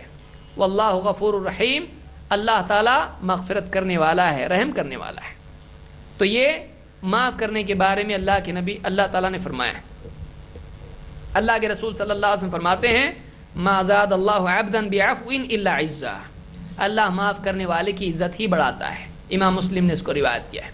تو معاف کرنے سے عزت بڑھتی ہے. 9ویں چیز عدل و انصاف ہے. آدمی لوگوں کے ساتھ انصاف والا معاملہ کرے، ظلم نہیں کرے، بلکہ حق بات کہنے والا ہو، چاہے اپنے خلاف ہو کسی کے خلاف ہو، حق بات کہے. ہاں میں ہاں اپنوں کی ملانا اور دوسرے کی بات صحیح بات کو بھی غلط بولنا اور اپنے کی غلط کو بھی صحیح بولنا، یہ صحیح نہیں ہے، یہ عدل و انصاف کے خلاف ہے. اللہ تعالیٰ فرماتا ہے وَإِذَا حَكَمْتُمْ بَيْنَ النَّاسِ أَن تَحْكُمُوا بِالْعَدْلِ. جب تم لوگوں کے بیچ میں فیصلہ کرو تو عدل کی بنیاد پر کرو، حق بات بولو، صحیح کو صحیح بولو، غلط کو غلط بولو. جس کی غلطی ہے اس کی غلطی بتاؤ. یہ نہیں کہ اپنا ہمیشہ صحیح ہوتا ہے پرایا ہمیشہ غلط ہوتا ہے، ایسا نہیں. اسی طرح اللہ نے فرمایا وَإِذَا قُلْتُمْ فَعْدِلُوا وَلَوْ كَانَ ذَا قُرْبَى. جب تم بات کرو تو عدل کی بات کرو، چاہے قریبی رشتہ دار کا معاملہ کیوں نہ ہو. تو انسان کو چاہیے کہ وہ عدل کا معاملہ کرے. ایمان والوں کے اوصاف میں سے یہ بھی ہے کہ وہ اپنے پرائے کی بجائے صحیح غلط، حق ناحق اور ظلم اور انصاف اس کی روشنی میں بات کرتے ہیں. چاہے اپنا ہو یا پرایا ہو، حق بات کہنا چاہیے. تو یہ 9ویں صفت ہے. اسی طرح سے 10ویں صفت کیا ہے؟ ایمان والوں کی 10ویں صفت یہ ہے کہ ان میں تواضع ہوتی ہے. اکڑ مکڑ، میں بڑا تو چھوٹا، یہ نہیں. میں سید تو خان شیخ، تو چھوٹا میں بڑا، میں مالدار تو غریب، میں گاڑی والا تو پیدل. اکڑ نہیں ہو، چھوٹا بن کے جیے. چھوٹا دکھنے کی کوشش کرنا اور اندر سے بڑا سمجھنا یہ چور ہیں. چھوٹا بننے کی ایکٹنگ نہیں، تواضع کی ایکٹنگ نہیں. واقعی اپنے آپ کو چھوٹا سمجھے. جو واقعی دل میں اپنے آپ کو چھوٹا سمجھتا ہے وہی بڑا ہے. جو آدمی اپنے آپ کو چھوٹا سمجھے اس کو بڑائی مطلوب نہ ہو، وہ چاہے میں چھوٹا ہوں، کیونکہ اس کی نگاہ میں اپنی کوتاہیاں ہوتی ہیں. واقعی مومن کیسا ہوتا ہے؟ بولتا میں تو غلطی کتنی غلطی، میں چھوٹا ہوں، دوسرے میرے سے اچھے ہیں اور میں انسان ہوں، کتنی غلطیاں کرتا ہوں. میرے پاس میرا اپنا کیا ہے؟ جو بھی دیا ہوا اللہ کا ہے، چاہے وہ علم ہو یا مال ہو یا عہدہ ہو یا کچھ بھی ہو. واقعی وہ اپنے آپ کو چھوٹا سمجھتا ہے، اس کے اندر اکڑ نہیں ہوتی، تکبر گھمنڈ نہیں ہوتا ہے. جس کے اندر گھمنڈ ہو وہ نیچا ہے، جس کے اندر تواضع ہو وہ اونچا ہے. اللہ تعالیٰ فرماتا ہے وَعِبَادُ الرَّحْمَنِ الَّذِينَ يَمْشُونَ عَلَى الْأَرْضِ هَوْنًا. رحمان کے بندے تو وہ ہیں جو زمین پر چھوٹے بن کے چلتے ہیں، چھوٹے بن کے چلتے ہیں. ان کے دلوں میں اپنے چھوٹے پن کا احساس ہوتا ہے. تو یہ واقعی چھوٹا اپنے آپ کو سمجھنا تواضع ہے. اس پہ مستقل کسی دن انشاءاللہ گفتگو کریں گے تکبر کیا ہے, تواضع کیا ہے. اللہ کے رسول صلی اللہ علیہ وسلم فرماتے ہیں وَمَا تَوَاضَعَ أَحَدٌ لِلَّهِ إِلَّا رَفَعَهُ اللَّهُ. جو بھی بندہ اللہ کی خاطر چھوٹا بن جاتا ہے, تواضع اختیار کرتا ہے, اکڑ چھوڑ دیتا ہے, بڑا پن چھوڑ دیتا ہے, تواضع اختیار کرتا ہے, تو اللہ تعالیٰ اس کو اونچا کرتا ہے, دنیا میں بھی آخرت میں بھی اللہ اس کو اونچا کرتا ہے. لوگوں میں بڑا بننے کی کوشش کرنا کہ لوگ ہمیشہ میری خوشامد کرتے رہیں, مجھ کو پوچھتے رہیں میں بڑا, دوسرے چھوٹے. یہ انسان چھوٹا ہے لیکن دوسروں میں چھوٹا بن کے جو جیے وہ بڑا ہے. تو اللہ کے آگے اپنے آپ کو جب آدمی واقعی چھوٹا سمجھتا ہے تو لوگوں کے ساتھ بھی اس میں نرمی پیدا ہو جاتی ہے. تو اس حدیث کو جو آپ نے فرمایا کہ جو بھی تواضع اختیار کرتا ہے اس کو اللہ تعالیٰ اونچا اٹھاتا ہے, اس حدیث سے معلوم ہوا کہ مومن کو چھوٹا بن کے جینا چاہیے. یہ امام مسلم کی روایت ہے. اسی طرح سے اللہ کے رسول صلی اللہ علیہ وسلم فرماتے ہیں ان اللہ اوحا الی ان تواضعوا. اللہ نے میری طرف وحی کی کہ تم تواضع اختیار کرو, چھوٹے بن کے جیو. حتی لا یفخر احد علی احد. یہاں تک کہ تمہارا حال یہ ہو جائے کہ تم میں سے کوئی کسی اور پر فخر نہ کرے. دوسروں پر فخر جتانا, دوسروں کو چھوٹا اور نیچا بتانا, یہ اچھی بات نہیں ہے. ولا یبغی احد علی احد. اور نہ کوئی کسی دوسرے پر زیادتی کرے, کسی دوسرے پر زیادتی نہ کرے. اس کو امام مسلم نے روایت کیا ہے. تو مومن کو چاہیے کہ وہ چھوٹا بن کے جیے, تواضع اختیار کرے, نرمی اپنے اندر پیدا کرے, عمومیت اپنے اندر پیدا کرے, اپنے آپ کو دوسروں سے اونچا نہ سمجھے.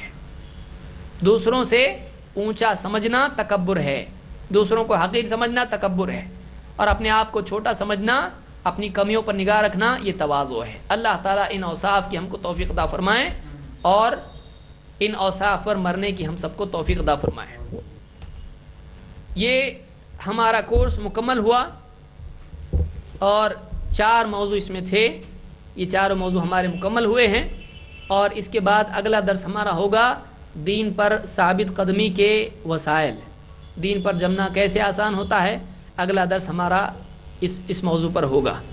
اور اسی سلسلے میں اگلے ہفتے میں بھی آپ کو جو ابھی 4 موضوع ہمارے مکمل ہوئے ہیں ان کی آڈیو CD آپ کو دی جائے گی تاکہ آپ وہ سنیں اور امتحان کی تیاری کریں. امتحان کے بارے میں یاد رکھیں کہ آپ کا امتحان اس کورس سے متعلق ہوگا وہ رمضان کے بعد ہوگا. آپ کو اس کی خبر دی جائے گی کہ رمضان بعد کب درس ہونے والا ہے, کب شروع ہونے والا ہے, امتحان کب ہے, آپ کو SMS کے ذریعے سے بتایا جائے گا.